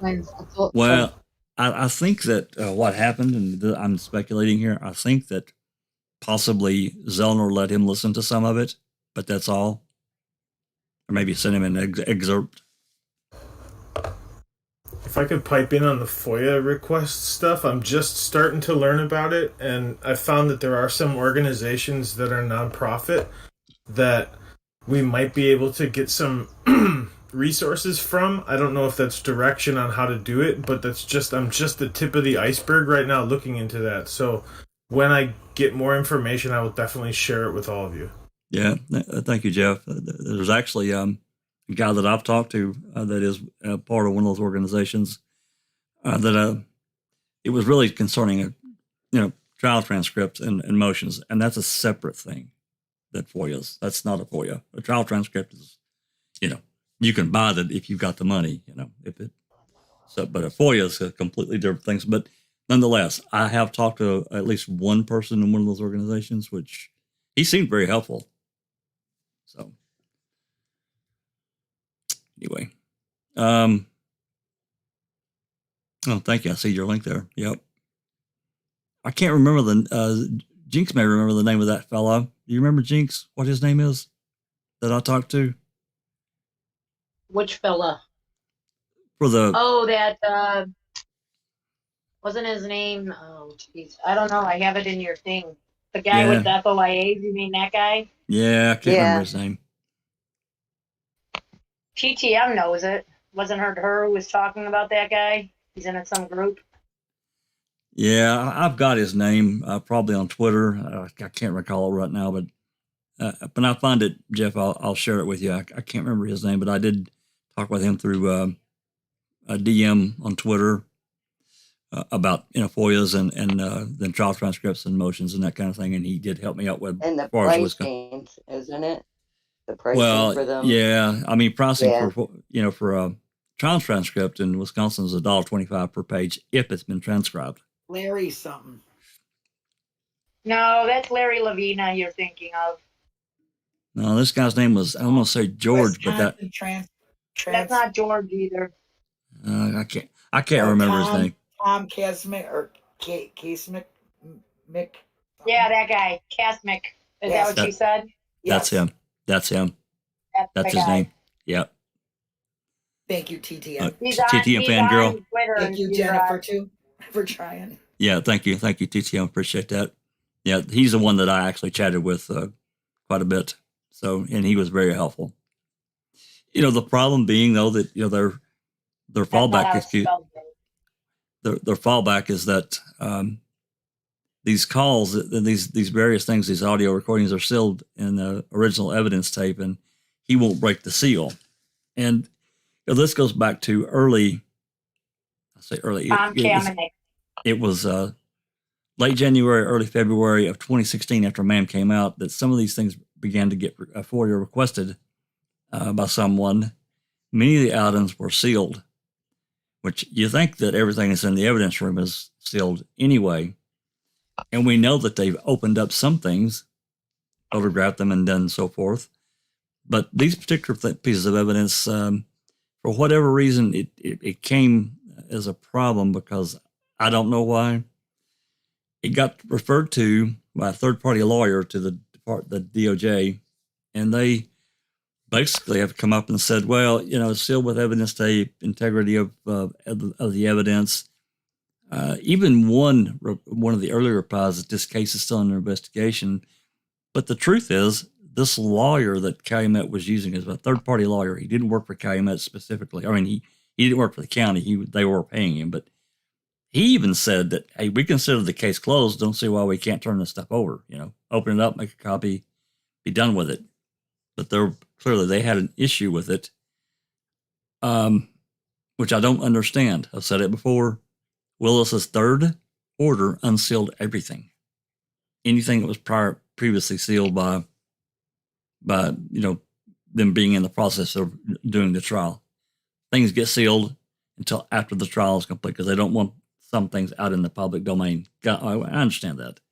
But now we're talking about, here we are years later, and let's see, this is 2021. So here we are almost 5.5 years later. Some of these things have been requested multiple times. And this fallback is that, hey, we can't unseal it because we may screw it up, or integrity of evidence for future litigation. I think that it's going to take a lawyer, as I've talked with Sapricop quite a bit about this, to file a suit and take them to court and let a judge make a decree. Yeah, because they're reasoning, they're trying to hang their hat on this idea that if they break the seal, the tape could be damaged and be irrecoverable. Blah blah blah. Sorry, that doesn't fly. No. You have a duty to honor the request, and the reasoning being provided is not valid reason. But unfortunately, Joe civilian isn't going to get him to do that. It's going to take a court order. Yeah, because they know we can't afford to hire a lawyer. So. Yep. And the fact that it just happens to be Bobby Dassey's interview that they don't want to release, that tells me everything I need to know. It is interesting, along with some, certain phone calls around the same time frame, that other phone calls were released. That is interesting also. In this particular DCI report, I refer back to it. It is interesting if you read it. It's number 299. There's a CD full of calls from Jody. However, at the beginning, it says there are 5 calls that are not included on that CD. Why were those 5 calls not part of that CD period? There's also something else that Jinx reminded me of the other day. I've also forwarded this too. I just forwarded it. There are 7 calls that no one has, as far as we can tell. Part of that would refer to this particular CD. They were, for some reason, whatever reason in the world, I don't know why, they were removed from that CD into a separate whatever. It says it plainly in that report. Why? Why would Jack, they do? Yeah. Jack, Mhm. Jack, were these calls before the 31st? Yes. Yeah. Well, what's one thing that Jody and Stephen could have discussed that would have blown this case out of the water? Fire. The bedroom design. The bedroom. Bedroom. Yep. Yeah. That's it. Mhm. Orientation of the bedroom. Yeah. Yep. There you go. So I don't know. I think it's very interesting that they that this has been blocked. But you know, I'm going to keep trying. I'm deterred. Of course, it's deflating. You know, when you get a reply like this last one I got, it's so. I mean, he's saying you got to have a Windows 98 player, operating system to play an audio file. What? No, you don't. Windows, as much as Microsoft may have done to the computer world, an audio file is separate. I mean, that's a different thing entirely. So that means that, these CDs that I've got from the 1980s, they play fine in my 2019 computer laptop. They play just wonderful. I don't have a problem with them at all. So the argument doesn't hold any water at all. Nope. Nice try. Yeah. There's actually specific programs that are made to play any type of audio file. Yep. I've got one of them. I paid for it too. Got a bit of money, and it'll play pretty much any type of audio file that there is out there, unless of course the file's locked. But we don't have that. And we had that with the queso dispatch calls. They came in a certain format. You got to have a certain player, the Freedom player, to play them to unlock each file. But that's not what we have here. It's different. So anyway, Go ahead. The general underlying philosophy to basically everything around this whole case has been, methinks thou doth protest too much. Absolutely. Absolutely. The harder you fight to keep stuff away, the harder we're going to fight to get it. And you're showing your hand. When you fight to not release something, that means that's something you're trying not to release has some value. Absolutely. I agree. All right, we're over 3 hours. Is there anything else anybody wants to say before I cut this one loose and let everybody go have a beer and dinner and whatnot?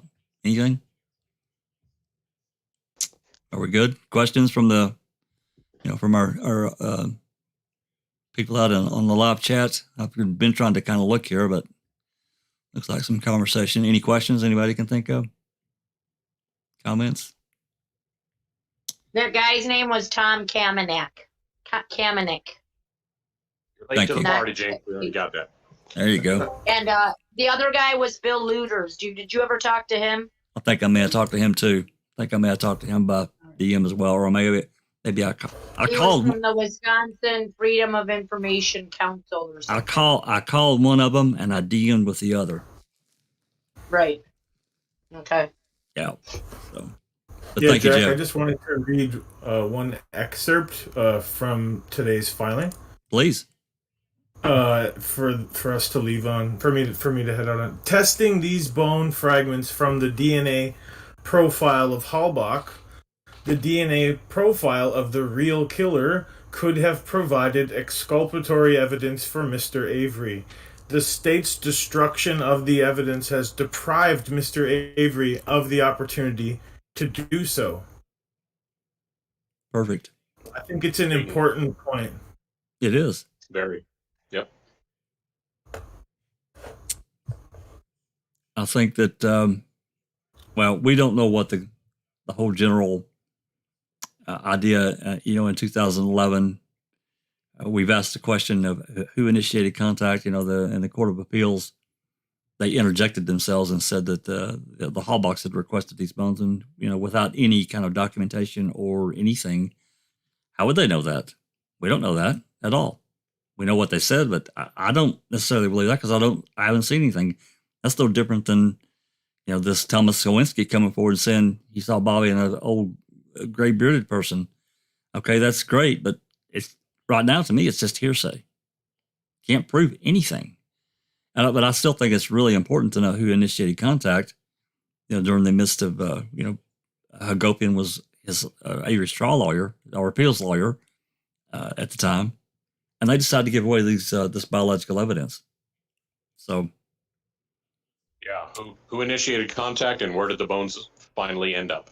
Absolutely, and that is a FOIA. Zinks has got a really good idea there about going for whatever ledgers that may give us more details. I think that's a good one. So, all right. I want to thank everyone for coming along for some really great conversation. I want to thank Susan for helping to help the reading. She's an excellent reader. And all the good questions and comments in the live chat and here too. Really appreciate it. Let's continue to move forward. Don't get discouraged in any capacity. Keep looking. If you have questions, ask. Anyone that wants to write a FOIA needs help, just ask. I'll help you as much as I can. I've helped others in other cases. I've gotten DMs about other cases about helping to write a FOIA.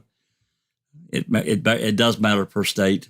Obviously, the different statutes and different requirements, but they're all basically centered around the federal Open Record FOIA Freedom of Information Act request. So let's just keep at it, keep after it. Who knows? Maybe one thing will lead to another.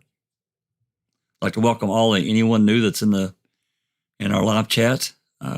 Appreciate you coming along. If you like what we do, give us a like, hit the subscribe, and hit that bell so any future open mics and reading by Uncle Ken and any other things that we do, you'll get a reminder if you want to watch.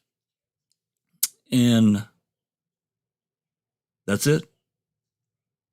This has been a Foul Play production.